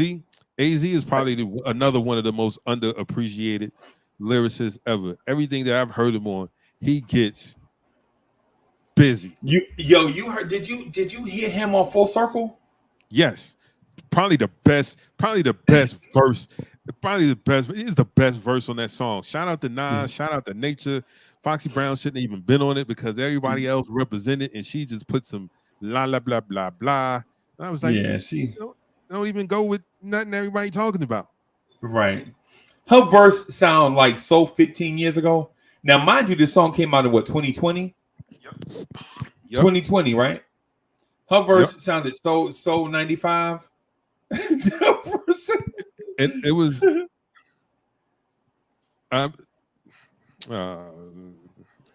yeah, man. You can't like certain things you can't say. Like, yo, I was on Jamaica Boulevard when the Infamous dropped. Like, I was on Jamaica Boulevard. I was on like when it dropped at the mom and pops trying to cop it, man. Like just trying to hope to get a glimpse of Mobb Deep. Right. You know what I'm saying? Like, yo, nah, man. Certain things, you just the culture, man. I'm about the culture. And everything that you mentioned was about rap. So you can say, of course, I've heard of Big Crit. Big Crit is another underappreciated MC. Like, he's an MC from the South. I bought Catalactica. This is for my subs. Like, come on, man. Like that dude is incredible, man. And he's a throwback of all of the stuff that I loved from the Dirty South. Ball and the MJG, UGK, Scarface. You can tell like those was his influences by the way he rhymes and how dope he is, how articulate he is, how thought-provoking he is, how creative he is. I create a world called Catalactica, and I'm gonna rap about the things in that world. Come on, man. I F with that dude. Yeah, man. Cool, man. And it's not even a region thing, because I put JID up against anybody you want to name from New York or Jersey or whatever. As a matter of fact, my son put me on him. I was like, what is a JID? I didn't know at first. But JID is dope. I do like him. That kid is absolutely the future. He is absolutely the future of what hip hop is. But Chuck, he been out for like 5 years, right? He's been 3 years for sure. 3 years for sure, right? He's been out for a minute, and he's just now getting his just due. Rhapsody is better than a lot of these dudes, but if you want to know who's better than a lot of these dudes, Jean Grae. I don't hear nobody. I don't see that. Is she black? Is she blackballed though? I wouldn't say she's blackballed. You know how it is. It's the same thing with like Rhapsody gets respect from all of the rapping peers, the lyricists, right? That's why she was on Kendrick's album. Like people respect her rhyming, but she ain't got her ass out. Same thing with Tierra Whack. Tierra Whack is crazy nice, but she don't got her ass out. So they're not getting 50,000 spins a day. Their videos ain't hitting 100 million views because they ain't doing that Meg Thee Stallion stuff. But if I saw a track listing, I like Saha. Another guy from the South that can rap. Yo, his entendres is crazy. Yeah, yo, it's crazy, right? His entendres is crazy. Kanye West know how to go get him. Like, yeah, and to me, the dude got the dopest song on a 2K soundtrack. You heard his joint on the 2K soundtrack? Fire.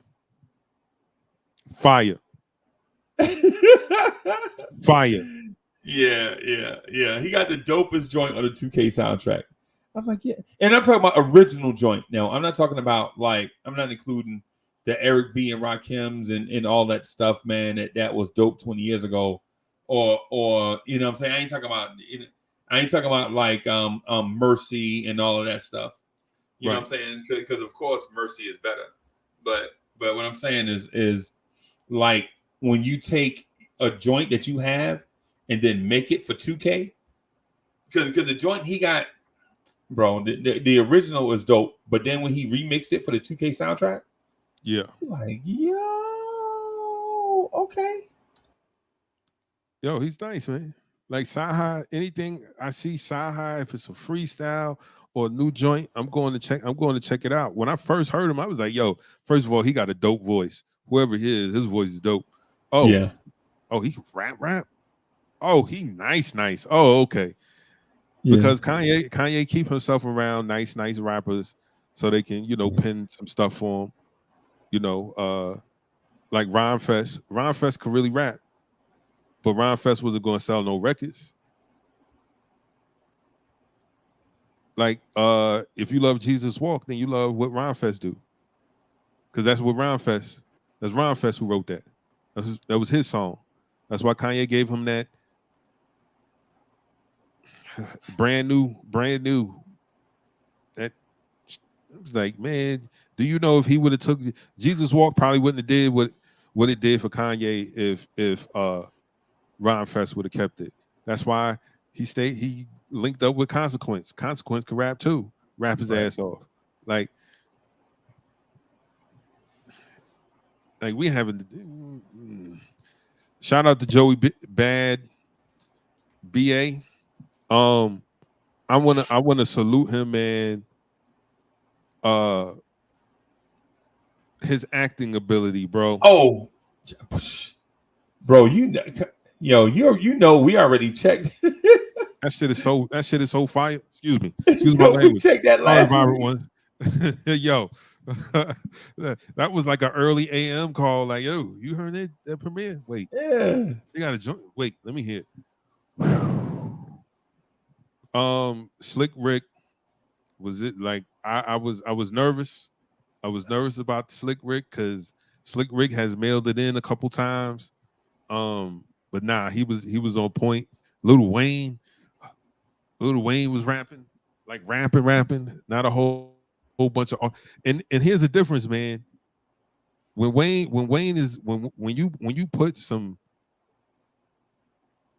dope hip rap production in front of Wayne raps. But if you give him something trappish, Wayne gonna put that auto-tune on his voice and get it. I don't want to hear that. But when he's rapping, I remember. I didn't know that.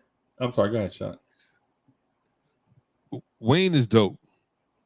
Like I was like, yo, this is the Wobbity Wobbity kid, because that's who he was up until the point where I heard the Drought.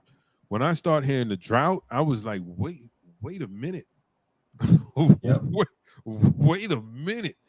This is Wayne. Nah, Wayne got to have a ghostwriter or something, because he was. But Chuck, he was always like that. But Manny and them didn't want him to be that because they didn't like New York rappers. Wayne was always skilled like that with the pen, bro. I didn't know until I did not know until I seen like some old footage of all the Cash Money guys, like just like in the studio. And he was mad young then. You could tell he was young because he ain't got none of the tats in his face. His dreads were barely, worms. He was like 14. And he was going dumb. I was like, wait a minute. He been doing this since then. Yep. Why didn't they let him do that? Why would y'all bring in Gilly the Kid to help him with an album when this kid could have done it on his own? Yeah. Like he could have done it on his own. Well, here's why it matters when you talk about the greatest of all time. You can't be the greatest of all time if somebody's penning your joints. No. It just can't, because singing is different. Like your ability is in your voice, right? Like there are people right now that can literally grab the phone book and start singing ads out the phone book that sounds amazing.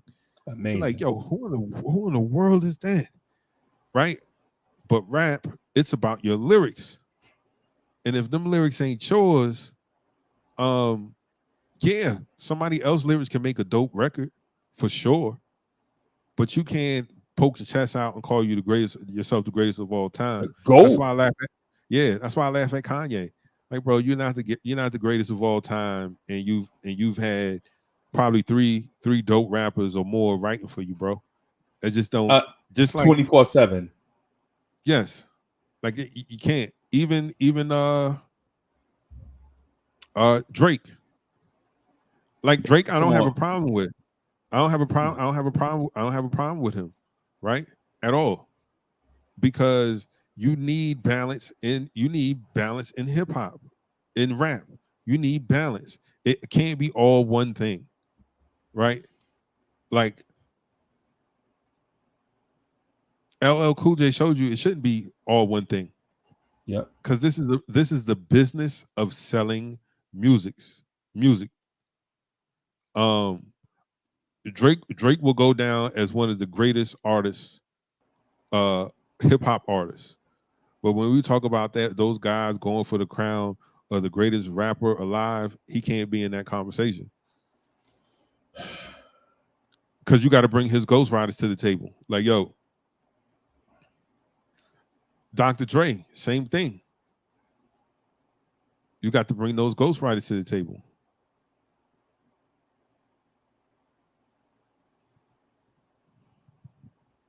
Nah,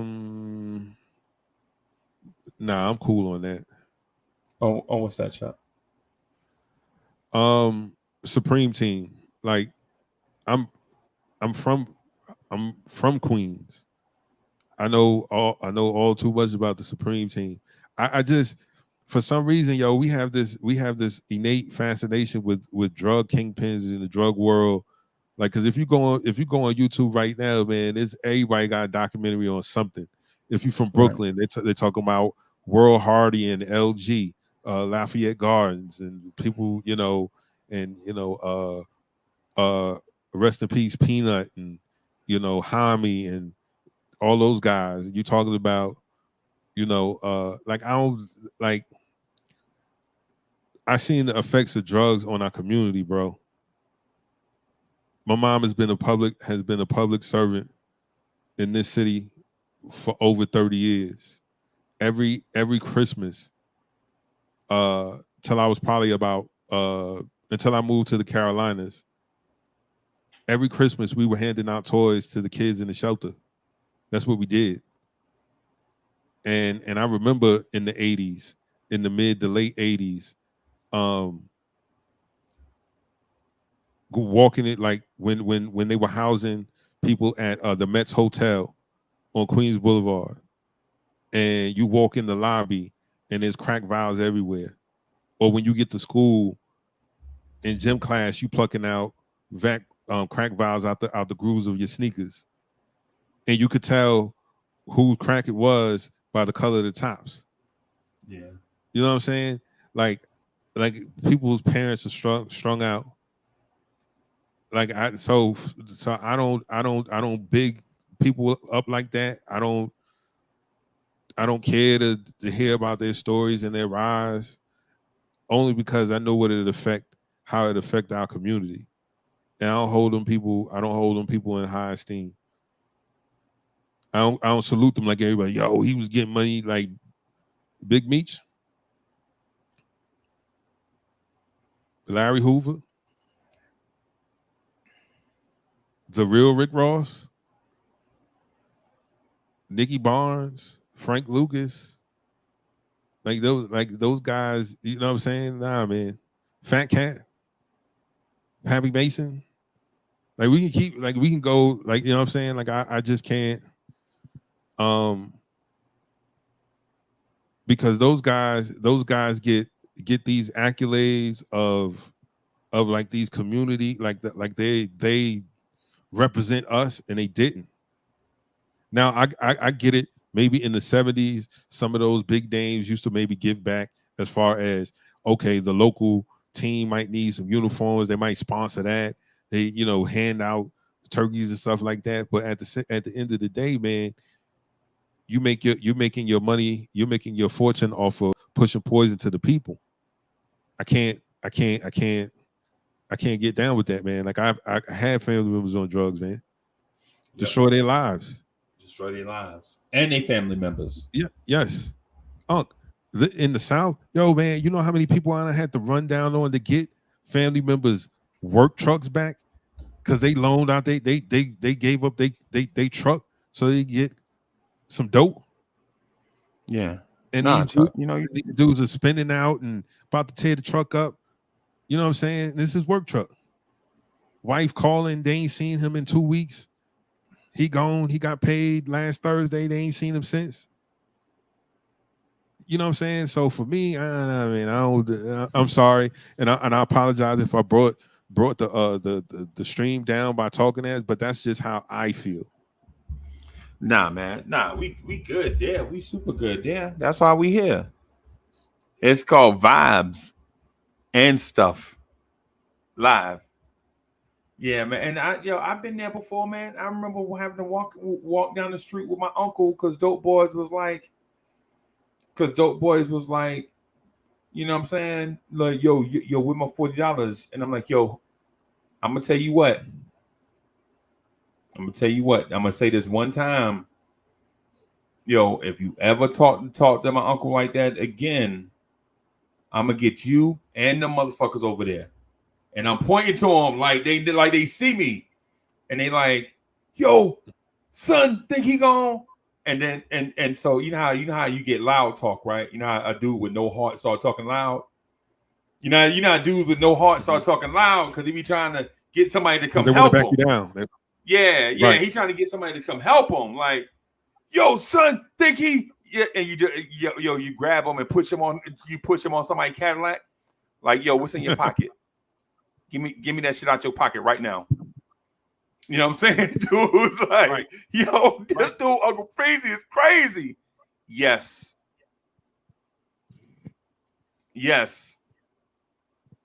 Like just like y'all don't care about living. At that time, I didn't either. Now I'm a different person now, thank goodness. But in the 90s, bro, and then Chuck, and no lie, man, like with dudes legit, like your uncle can't even go to the store without dudes like shaking them down. Like, yo, right. How you gonna go get you a 40, man? You know you owe me $40. You know what I'm saying?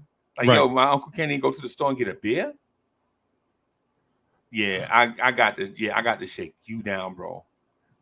You know what I'm saying? Yeah, because we ain't get ready to live like this. No, not at all. Because if I'm gonna die for something. I ain't ready to die for nothing. You know what I'm saying? This is what I was thinking back then. Now I'm like, now I'm thinking like, yo, was any of that stuff even worth it? You know what I'm saying? It's. I said the same thing too. Like I made enemies because of that, yo. Like literally taking a 38. My uncle's 38. My aunt's husband, and my mom's going to defend my mom's brother. Like, nah, son. Like, y'all not about to. Here's the thing, man. You shouldn't accredit him anything. Right. Yeah, because he ain't got no money to pay you back, and two, y'all ain't about to take nothing out of here. Talking about you collecting the debt. Oh, Chuck, man, you know how the streets is. You know how it is. Nah, man, that's a violation. All right, cool. Yo, all right, cool. Let me shift up. Let me shift gears a little bit. Yes, sir. Let me shift up a little bit. So. I'm watching Cully Lemon Pepper Freestyle. Cully put the video out in December, right? Guess how many views it got? 1 million? It should have 1 million. It should have 1 million. But he put it out in December. It's got 18 views. And my frustration with this is that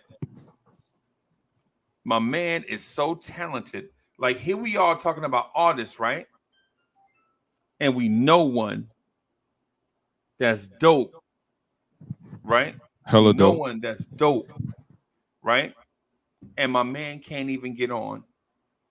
And we talking about other dudes that ain't dope and they on, right? Like, I have no doubt that Cully would wrap circles around Kanye West, right? Wrap circles, and a lot of the dudes in the game. Chuck, I'm trying to figure this thing out. How come dudes with skills can't get on? It's a complicated thing, man. One.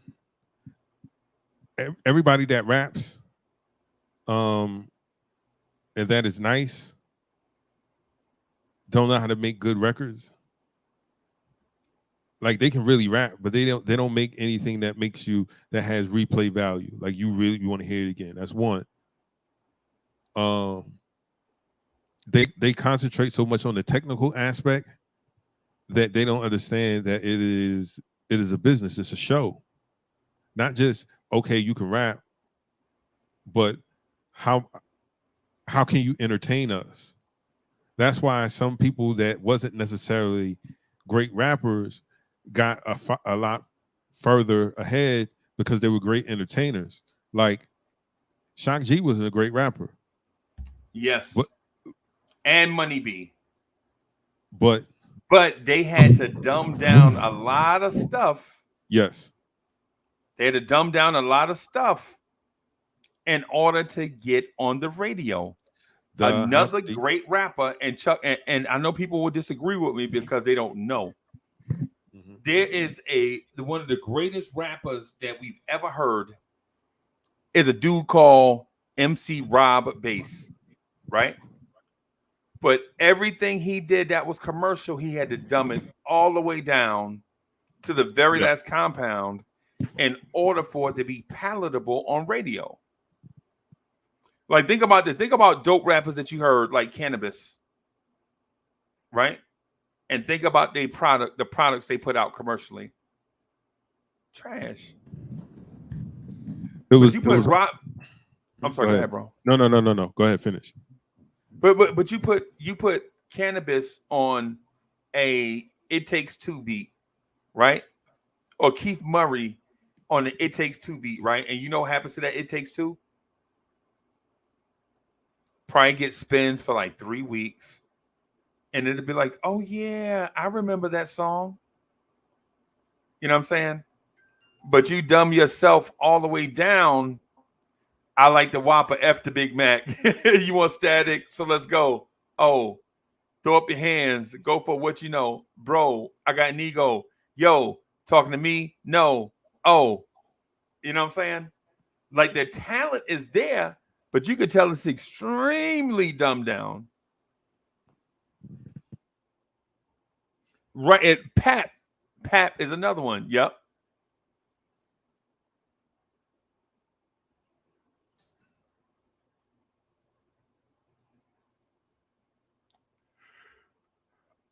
Chuck, I think I'm gonna start pushing this Cully narrative. I think I'm close to taking this Cully kid and maybe trying to do something with him.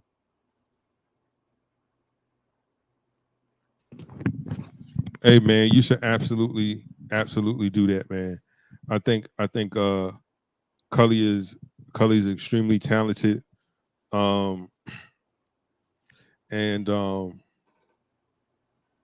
Yeah, man, that's somebody that I wouldn't mind getting on the ground level with, because I can see the talent there. And not just talent.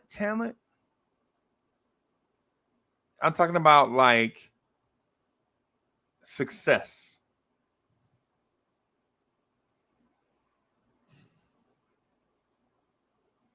What you thinking about? What you thinking about Cully? Me? Yeah.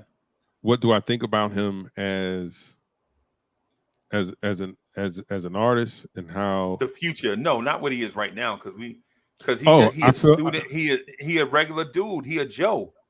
Right now, Cully's a ham sandwich. Ain't nothing wrong with being a ham sandwich, bro. You got to survive out here.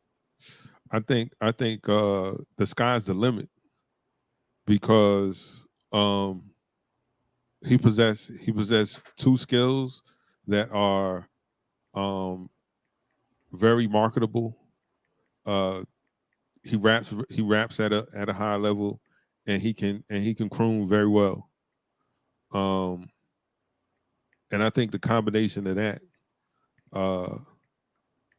and you hone those skills, he could be one of the greats. Like he could be in the conversation as one of the great hip hop artists to come through for sure. I like that. Like I said, I like the guy, man. I like his swag. He's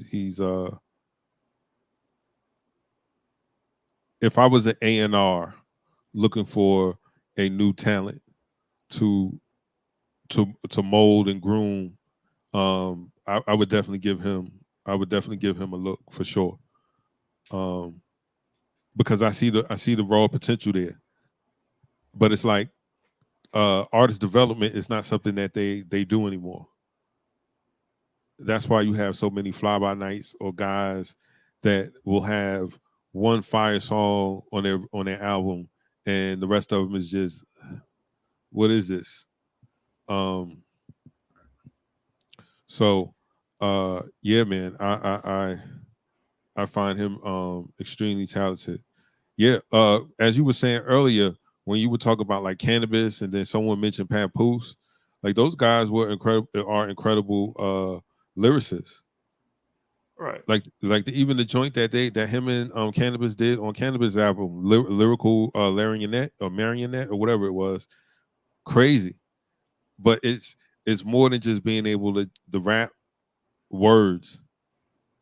You know what I'm saying? What you think about Cormega? Excellent lyricist. But okay. But songs. I heard his album like 2 years ago, the album he put out. What do you think about Mr. Cheeks? Makes great songs, great storyteller, not as technically sound as a rapper as the people that we just previously mentioned. Cormega and others. Right. But he makes great songs. From the Jeeps, the Lexus Coupes, the Beamers, and the Benz. So you remember Music Makes Me High? Music makes me high. Yeah. 1 for the money, 2 for the life, 3 for my people in the struggle getting high. All you like time. Music makes me high. So I've met their kids. A mutual acquaintance.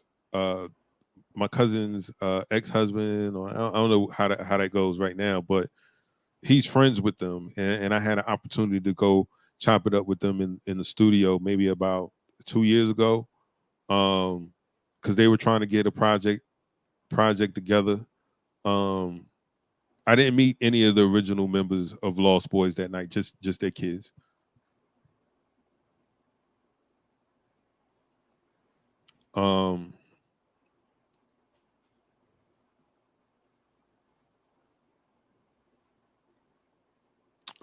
What do you think of DOC? Yeah, I think DOC could have been one of the best. Like, he's another guy. Pre-accident, his cadence and his voice. Jeez, Louise. Yes, he's from Texas. Get out of here. From Dallas. He's from Texas, sounding like that. Oh, okay.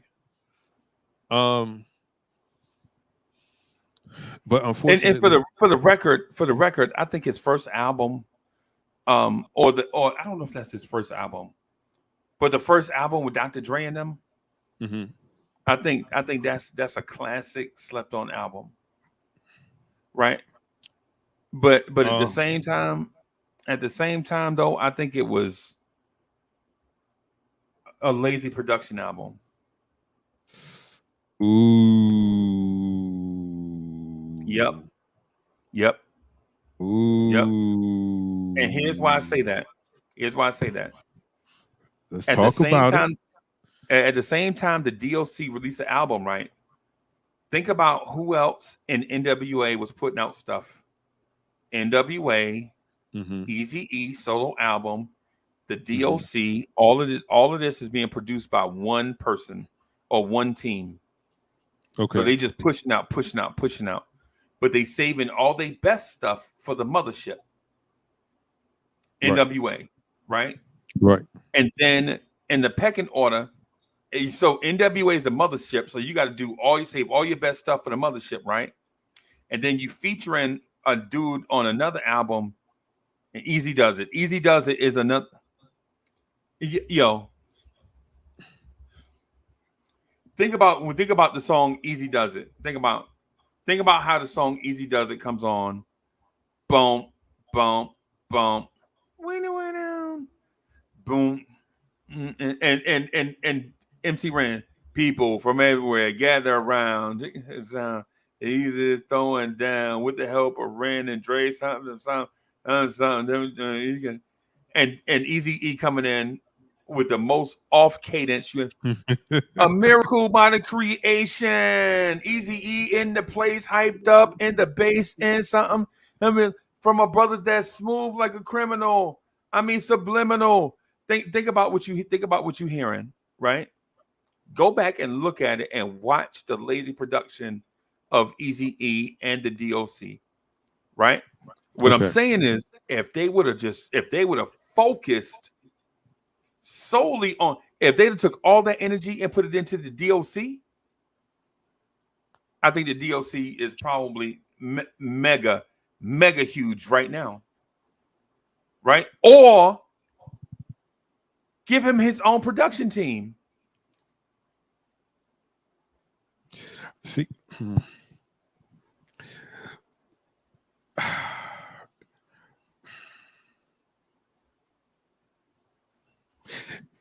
I know it sounds blasphemous, right? Because the album was dope, right? The album was the formula. Was the formula not dope? Yes. Think about what if that album was produced by DJ Premier.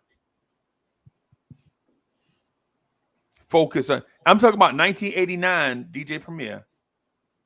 They in the same area, bro. 1989 DJ Premier. What if it's produced by? What if it's produced by?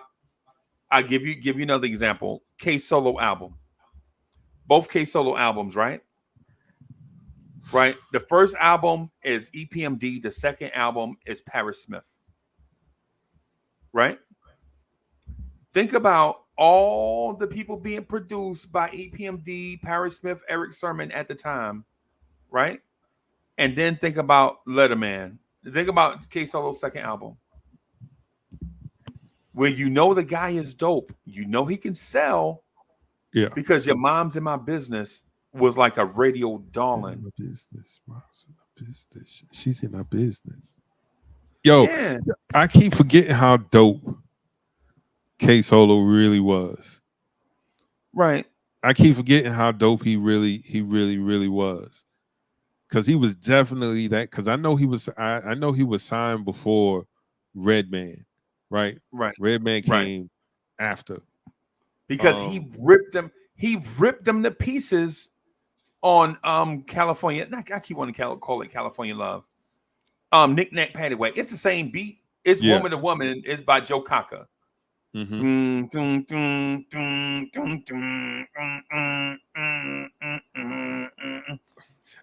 you know what that is? That's the Method Man joint too. Yep. That's the Method Man joint. Chuck, what's the Method Man? You're all. Yeah. Oh my God, that's crazy. That just dawned on me, yo. That just dawned on me, bro. That's crazy. That's crazy. That's crazy, bro. But my point is think about if you could focus on, if you could just focus on the DOC and feature him. Because think about this. Who is a better artist? Eazy-E or the DOC? Easily is Eazy-E. Eazy-E is a better artist. Who's the better rapper? DOC. The DOC. Not even close. Easily. Right? So if you, instead of focusing on the artists and selling records, right? And I know Dre and them had something to do with building up Ruthless Records. You had to build up a young record label, Ruthless Records, in order to. So you got to feature Eazy-E because he was hot. But you ever heard Something for the Radio?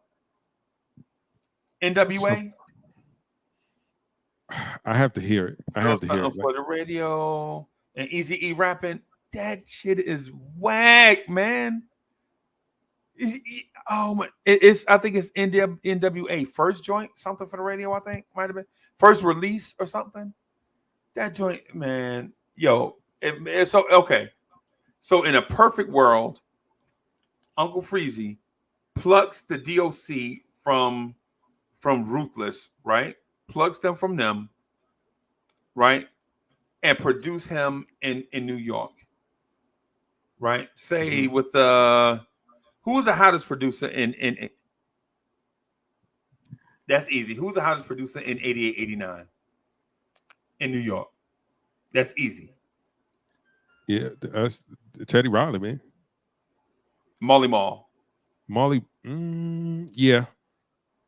In 88, 89, I would say the dopest hip hop artist producer.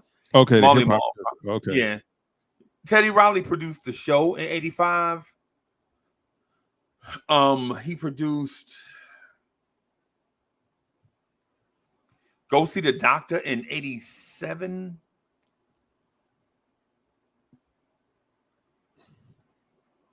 But his real breakout was Keith Sweat and Guy. Right. I'm not begrudging Ruthless for making that decision, because they had to do it to keep the lights on. They had a young label, and they had to try to grow it. So they had to feature Eazy-E. It's probably why MC Ren album came out in like 93. Remember how long it took MC Ren to come out with a solo album? Right. And in my opinion, MC Ren was a better lyricist than everybody in the group aside from Ice Cube. Those two were the ones pinning everything for everybody. It was Ren Ice Cube. So when Ice Cube left, he was like, okay, well, but then Ren, stepped up and represented. But I think that's what you have to. I think that's what you have to do as a label. You got to do what sells and make money and make a imprint, because there are so many people out there that rap, right? How do you distinguish yourself from them? By having a name and having a brand, having your brand synonymous with success. Oh, this is Ruthless record. Oh, they had that record that that jam. They can keep playing at the park. Oh, okay. So now they have more artists. Now I want to check out who the rest of their artists are. Right? Right. At least that's how it used to go. Right. Oh yeah, such and such. Let's check out what else they have. So yeah, and you remember Granddaddy IU? Granddaddy IU. You remember Granddaddy IU? Something new. Legend. Yeah. Him. You remember Blase? The Easton in the house. Oh my God. Danger. Yeah, dope voice, right? Yeah. Yeah. You remember Ill Al Scratch? Give me his record. Ill and Al Scratch. They had I'll Take Her with my homies, up to no good with my homies, and then they had the joint. I'll Take Her with Brian McKnight. If you guys up and the good. Oh, okay. So all right, cool. I know who that is. Yeah, yeah. They came out at the same time as a group called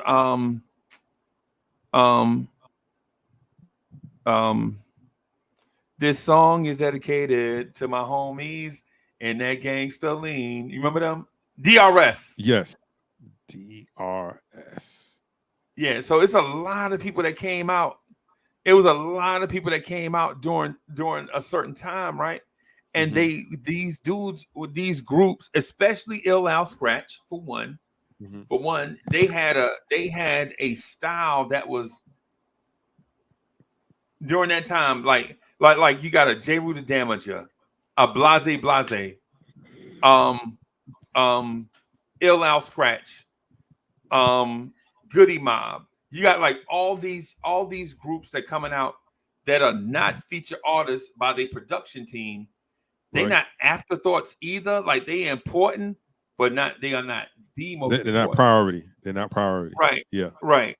Because when you listen to Goody Mob, clearly Goody Mob was good, but they was never gonna get more attention than Outkast was gonna get. Right. Or CeeLo Green. You knew CeeLo Green was something different. Yeah. What he could to those who think he's just a singer and some weird guy that dresses in sequences sometimes and got songs like F You, Gnarls Barkley. Nah, but brother. Go back and listen to that Soul Food crazy. where he's rapping. Yeah. He's rapping. He can Yep. rap. Oh Yeah, my he got one of the so CeeLo Green has okay. CeeLo Green, because all the dudes from Goody Mob can rap, right?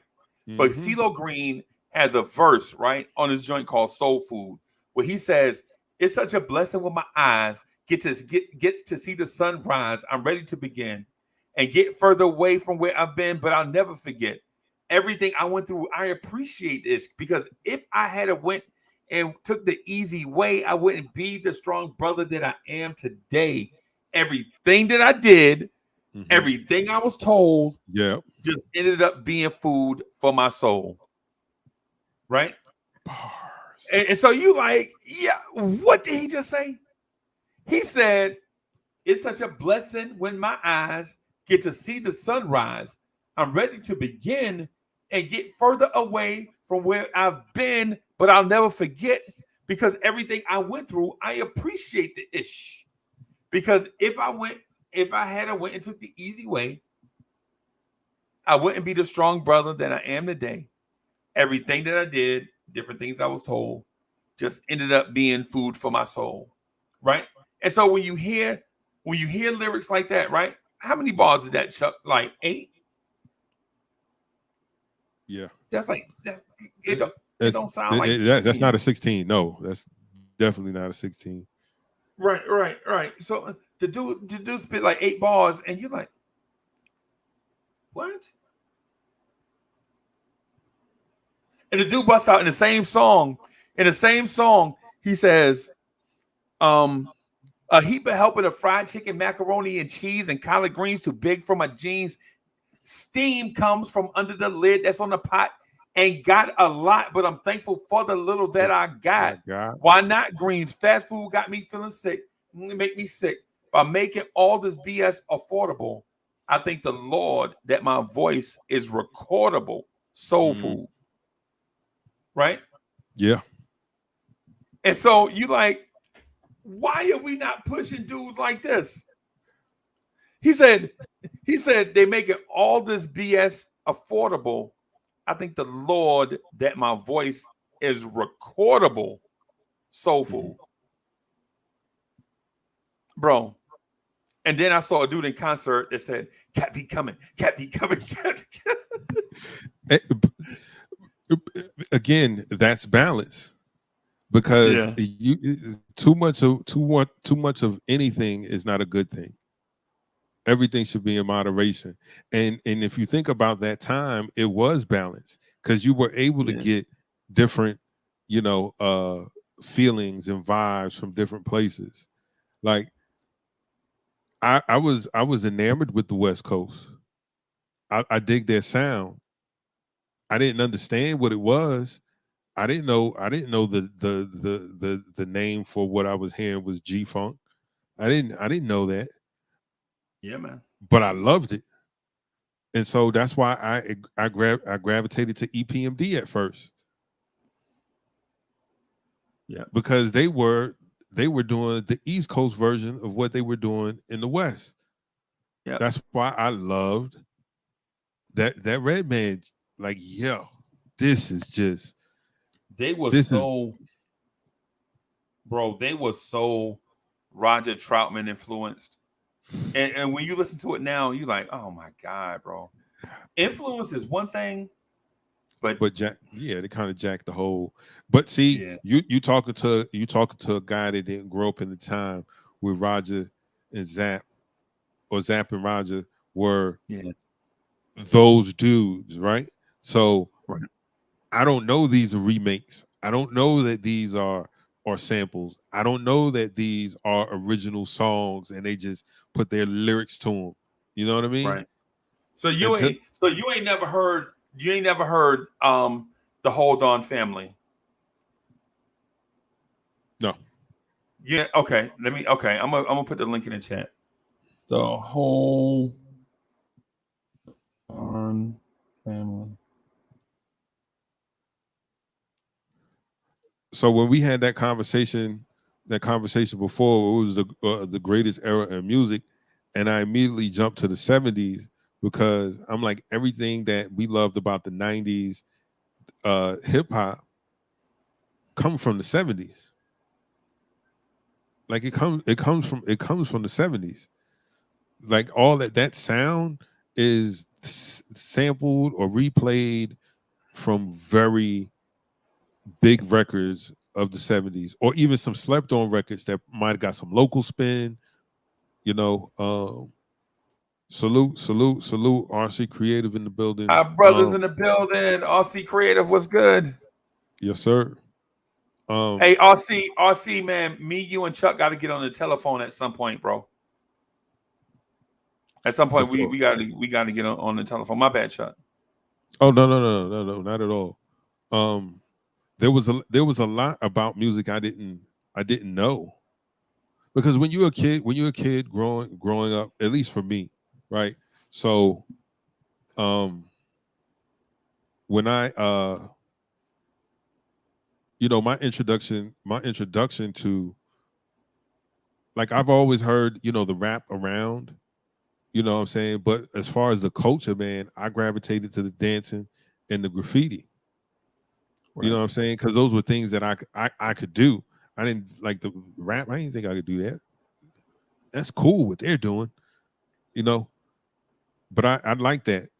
Like everything that I wore in the late 80s and early 90s, when graffiti on clothes were the thing. That was all Chuck and his cousins.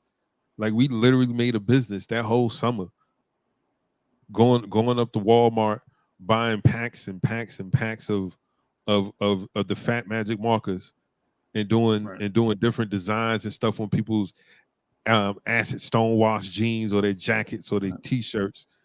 You know what I'm saying? Like, people would come there with those old thin t-shirts, like, man, nah, man, we can't do nothing on that. We go into Walmart later on in the day. We'll pick up the shirt or whatever. It's gonna cost you an extra $10, but we'll pick you up the shirt. But we can't draw on that. That's too thin. You came in with this Hanes undershirt. can't do nothing with that. You know what I'm saying? Doing it. So my introduction to the music as a kid, it was all the catchy, jingly stuff. All the fun stuff, you know what I mean? Like, I like the fun stuff. Oh, man, that's not rap. You don't know what you do. You don't know what you listening to. And I'm like, okay, I ain't into this either. This is a little too grown or adult for my taste. Right. But then when you double back, and you're like, oh man, like, I love children's stories, right? Because it was easy to pick up and memorize and learn, and that beat was just fire. And he just busts out with, once upon a time not long ago, when people wore pajamas and lived life slow, when laws were stern and justice stood, and people were behaving like they ought to. Mm-hmm. Good. Yeah, man. Come on. There was a kid named Clyde saying, "Hey, man, we gonna make some cash." Robbing old folks saying, "Making the dash." They did the job. Money came with ease, but one couldn't stop. Like he had a disease. He robbed another, and a sister and a brother. He tried to rob a DT cop, a D2 who was I messed that up. He tried to rob a cop who was a DT undercover. Yeah. Who's better, him or Dana Dane? Better. Their storytelling was. Remember, they the Gucci brothers now. Remember, this is the Gucci brothers. Dana Dane and Slick Rick are the Gucci brothers. Same dude, same style. Only thing is, one dude is legit rapping with an English accent, even though he from Fort Greene, and the other dude is rapping with an English accent because he can't help himself. Because he's from England. Right. You know what I'm saying? Dana, like, Cinderfella, Dana Dane. Well, I'm a rapper, Dana Dane with fame. And I'm not saying what I was going to say was like their storytelling was impeccable, man, and that's what drew me into rap. The rap part of hip hop was storytelling, Right. aspect. Okay. I think I rock with Dana Dane. I definitely rock with Dana Dane. His run ended too fast, bro. And the reason why I brought him up is because he is another dude that was collateral damage because the collective he was with prioritized Salt and Pepper.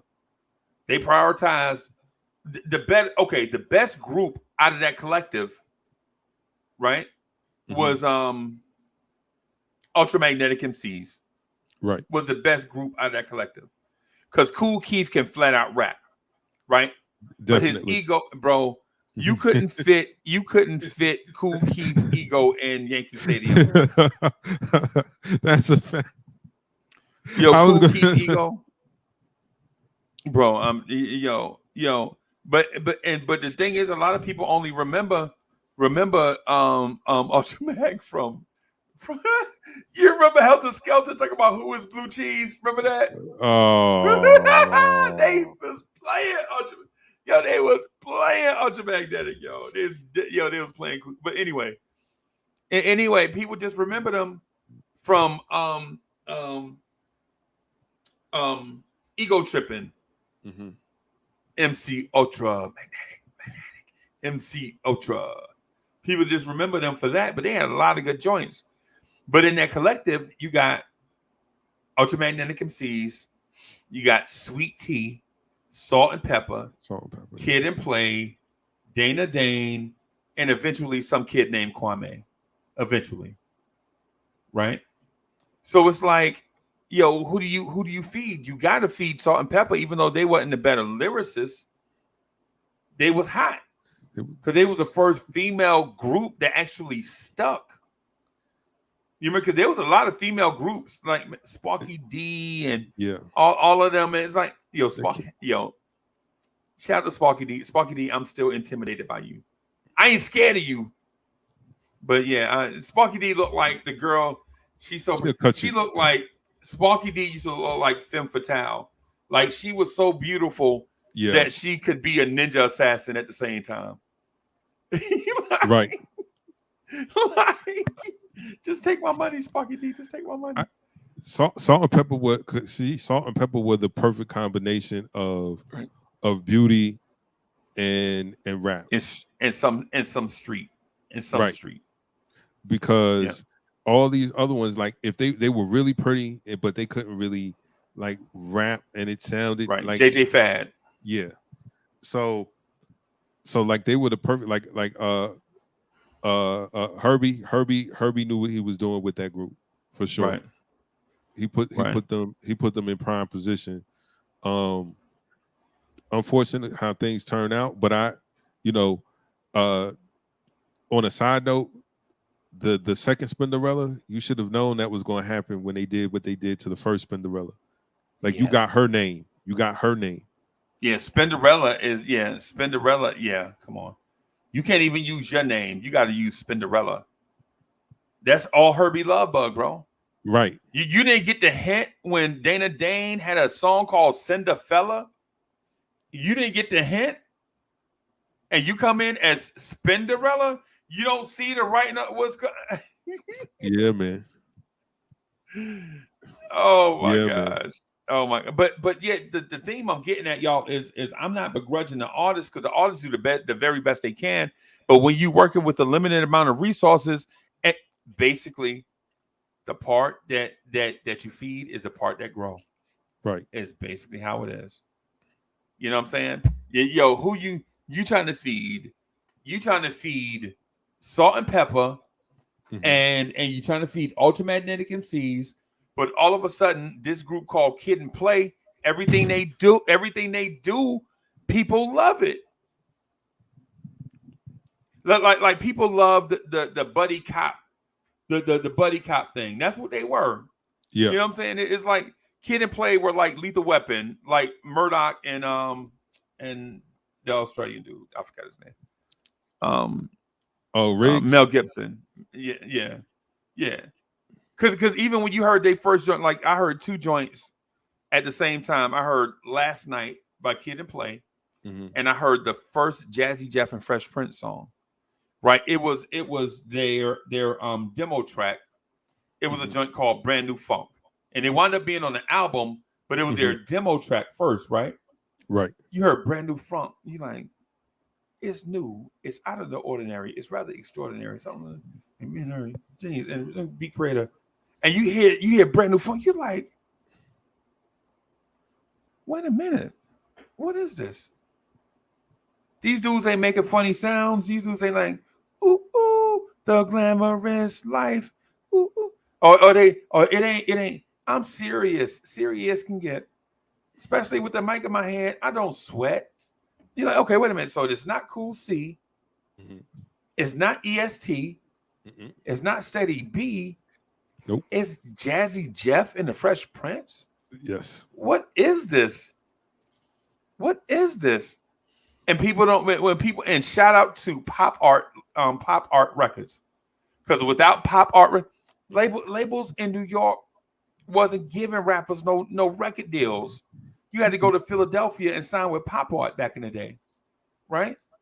Because the radio waves in New York City, they was like, if you ever get caught between something and New York City, that's what they wanted to play on the radio in New York.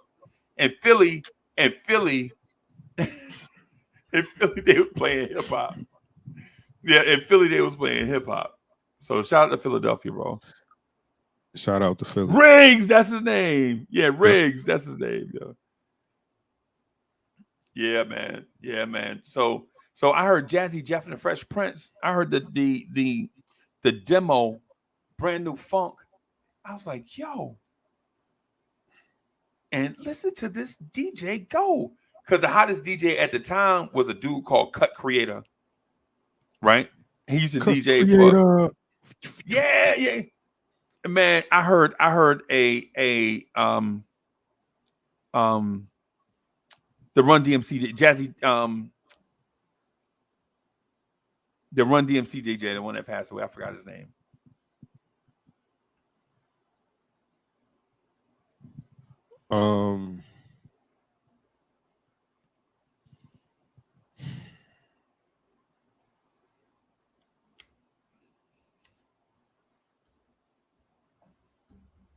Let me Google it because I'm having a senior moment. I'm having a senior moment right now, bro.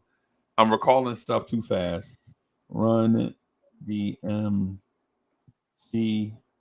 DJ. Jam Master Jay. Jam Master Jay had did a thing on WBLS and it was so dope. And then they played, it was like Jazzy, they played Jam Master Jay for like 10 minutes. And he was just cutting up everything. And then they played Cut Creator. And it was like, when listening to Jam Master Jay, it was like watching your old ass uncle play softball in church shoes. Talk about how good he used to be in the 50s. You know what I'm saying? Because Jam Master Jay did a cut up of Peter Piper, which is a dope song, right? So Peter Piper picked peppers and run. And he was just like all of the back and forth with the bells. All this ranch. He was doing his thing. And then I heard Cut Creator cut up Rock the Bells. Man. Bro, I heard Cut Creator cut up Rock the Bells. LL Cool and I was like, okay. Jam Master Jay need to kick them turntables over and go and grab a microphone, right? But everybody know their mortality. Right? Mm-hmm. But then, like a month later, I hear Jazzy Jeff cut up Rock the Bells.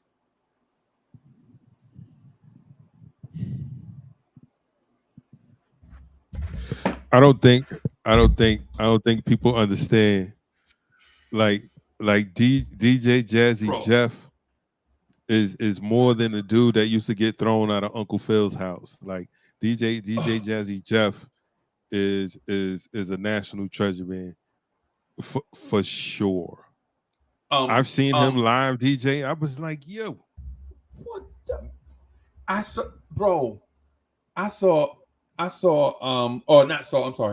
heard the first Public Enemy DJ cut up some stuff. I was like, yo, this dude is nice. And then they played Jazzy Jeff after him. Bro, the next thing you know, you're like, Public Enemy has a new DJ, Terminator X. Yo, it was crazy. Yo, the dude was so nice, right? Yes. Like, for instance, EPMD used to have a dope DJ, right? And he just cut up everything. His hands were so fast. It was like, just cut up everything, right? Then you heard Jazzy Jeff, and he's like, the standard of DJing, cutting and scratching,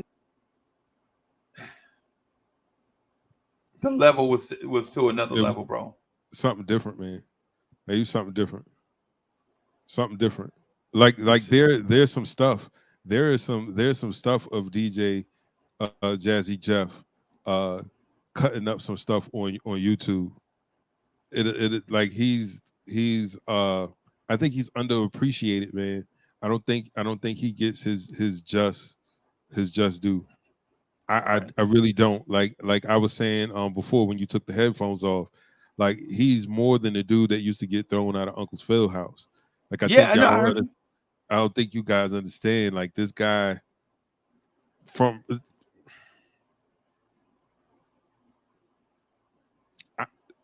his contribution to the culture of hip hop can't be understated.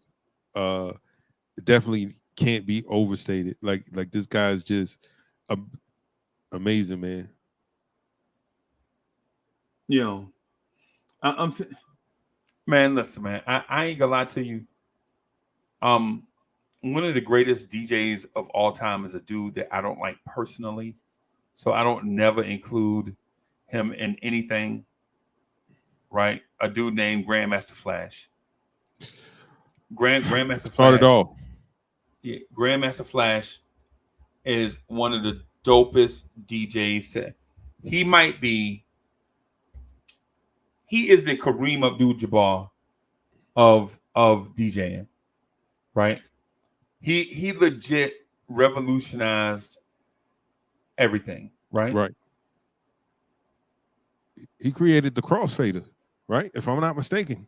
Right. The crossfader, right? He invented everything with modern DJing. This dude did it, right? Okay. Mm-hmm. I want to give him his credit, but I just don't like him because he's smug as fuck. He like one of them dudes, like when you go somewhere, when you go, like if he there, he like the dude that act like he damn Prince Harry. I ain't never in my life seen him humble, and I probably seen this dude like 6 or 7 times, and I ain't never seen him act like a normal person. Even on his interviews, like go on YouTube. If you think I'm lying, if you think I'm a hater, go on YouTube and watch his interviews and listen to him speak with that fake ass Dutch English accent. Bro, you're not even from there.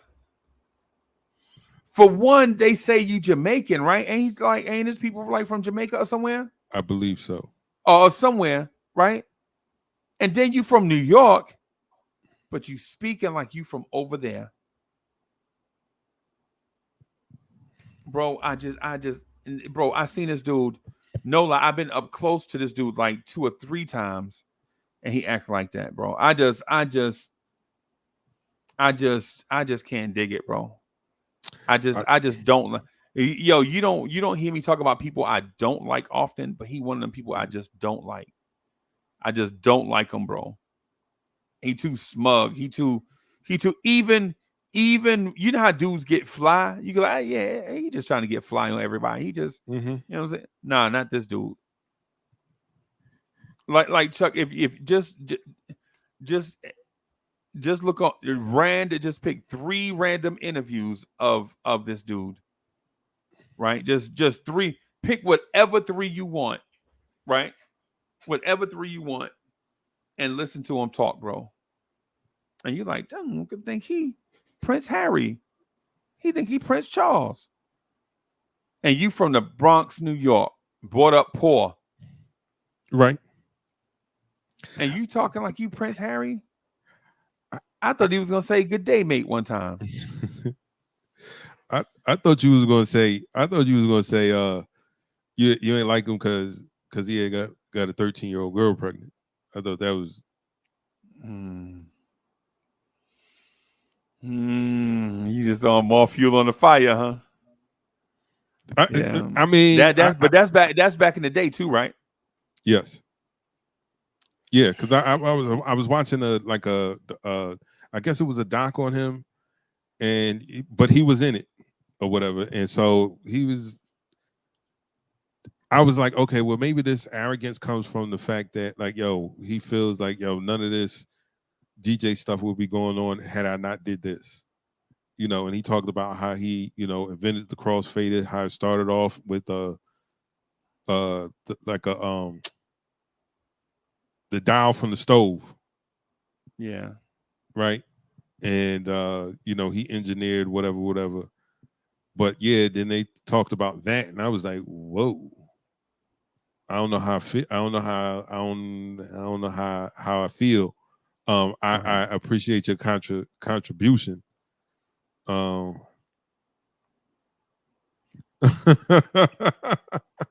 Yeah, I just don't like. And then plus, he got credit for the message, right?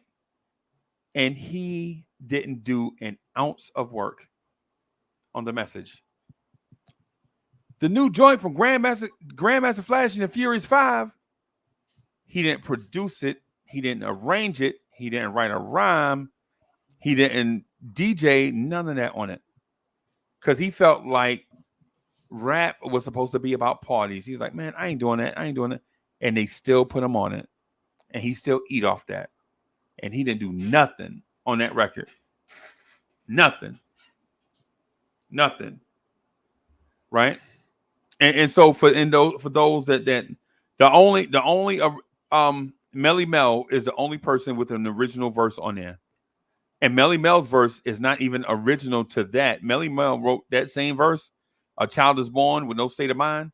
He put that on a record 5 years earlier when he was 16. Melly Mel, 16 years old, said, a child is born with no state of mind, blind to the ways of mankind. God's smiling on you, but he's frowning too, because only God knows that you'll go through.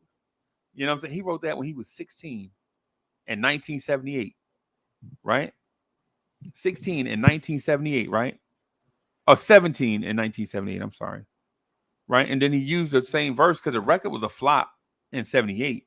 So he took the verse and then he put it on the message, right? And not saying that he couldn't have did another verse, because Melly Mel is one of the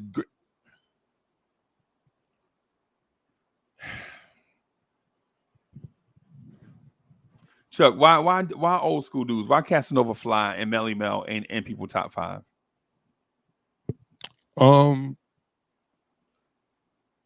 I think it simply comes down to cadence. That's it. I don't think. Well, when it comes to Melly Mel, a lot of people just feel like Melly Mel kind of dissed all of the rappers that came after him. Like, yeah. You know what I'm saying? Well, he did. that boy LL and all that yelling. Kinda. So that kind of, you know what I'm saying? So that dodging me. Think about it now. Like, those are the hottest dudes at that time, and you're not that dude like that anymore. So it's like, yeah, what's this old dude talking about? Get him out of here. And I think that hurt his legacy, because he was even saying, Biggie wasn't that good. I can't remember exactly what he said about Pac, but he was definitely like, yeah, Biggie wasn't a great lyricist at all. And I was like, I disagree. I disagree. But you're the OG, so to each his own. You know what I mean? Don't get me wrong. There were a lot of things that slipped through the cracks. But I can't say Big was one of those guys. Like he wasn't dope lyrically. I just can't. I can't say that. And the same thing about Pac, because T-Pain jumped out the window a couple weeks ago with the Basement Chipmunk talking crazy. You know, Tupac would have got ate up by rappers today. No. What rappers are those? Which rappers are you talking about? You know, Tupac would have got killed quicker in this era. And I was like, one thing, y'all gotta stop playing with the legacy of Tupac, man. Whether you like him or not, like you can't deny his impact on rap. But Tupac a moving target though, Chuck. Tupac is a moving target. And when you're a moving target, people are gonna miss. When you're a moving target, people are gonna miss, bro. Like Tupac movie was whack. All Eyes on Me. You see All Eyes. That was the worst. Why did they put that together? Like that was factually inaccurate. It was time-wise, it was inaccurate. I'm like, wait a minute. Yeah. Like I remember this guy. Like I literally grew up with this dude. And I don't remember half of the stuff that y'all talking about, man. Right. And y'all just had to throw Jada Pinkett in there out of the timeline and all that. And I'm like, okay. All right. Tupac is a moving target, bro. Okay. But Tupac has some stuff though for the culture that's so dope. Like to me, Tupac's best verse is I got my mind on my money on my mind, finger on the trigger, hand on my nine, smoking blunts and skunk, and something got making holes of punks and nothing but underground funk coming out of my trunk, living the life of a hustler, high till I die, hitting switches, getting rich, miss me with lies. Don't let the BS worry me. F the game, F the fame. I'm true to the game till they bury me. God gave me game, so I'm hustling. Tupac is still struggling, and such. Right? Tupac had some dope verses occasionally. Unfortunately, it seemed like his dope verses always came like in a collabo type thing. You know what I'm saying? But you know.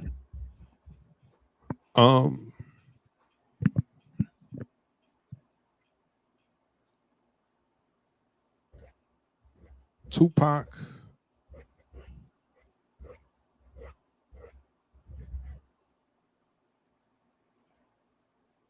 I think Tupac has had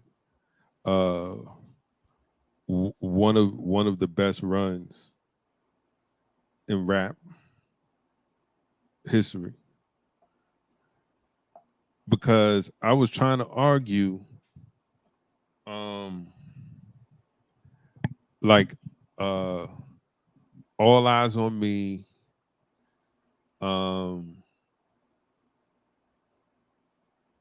what came after? Let me see. No, Me Against the World, and then All Eyes on Me, then Machiavelli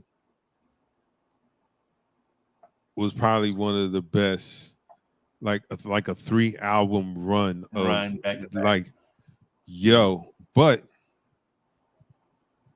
strictly for my like like that's a tough album. Now I can't really say about Tupacalypse now. I'm gonna keep it a buck. I still haven't listened to that whole thing through. Up until this point, even now, like up to like I haven't, to be a great lyricist, you don't have to have a whole bunch of metaphors and double entendres, or anything like that. Rap is another form of poetry, right? So, there's power in simplicity, and then being of the people. You can't like this guy was bigger than life.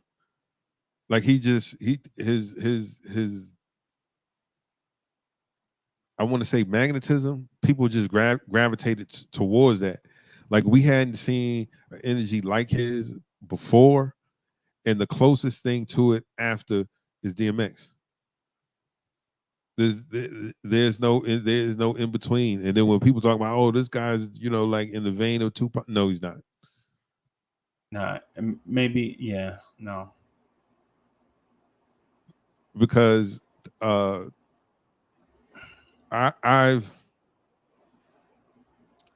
in the South, Tupac is like if you go in a grandmother's house now, and I'm talking about someone who's like 55 right now, there might be a picture of Malcolm, Martin, Jesus, Tupac. She 55, she might have a Tupac tattoo or All Eyes on Me. A Thug Life. Right. Or from my era, that range that you're talking about from our era, right? Well, the kind of tattoos we would probably get from that era is probably some type of tattoo of Africa. Yes. You know what I'm saying? Like an Africa tattoo somewhere. A name font tattoo, your name type tattoo. Right. Or the girls used to get like they baby footprints on them. Yep. Or like a koi fish type tattoo or something. Personally, I got like 27 of them. I can't even remember which ones I got in the 90s. The last tattoo I got was like this one. Mm-hmm. I got this one. This is the last one. I don't know if you can see it, but it's Man About Town. So it's the yeah. But anyway, Chuck, I got to get out of here, man. I got a couple things I got to knock out, man. Today, I'm gonna be doing the Knicks morning drive very late today. Very late, damn near 4:00 today. Hey man, it's the reason why I rock so long here because I knew I wasn't gonna be able to do the KMD as regularly scheduled. You know what I'm saying? I knew I wasn't gonna be able to do the KMD today at like that. So it'll be very late today, but we rocking for sure. Rocking. So yeah, man. Thank you for letting me. Hey, man, I'm going to tell you on the air.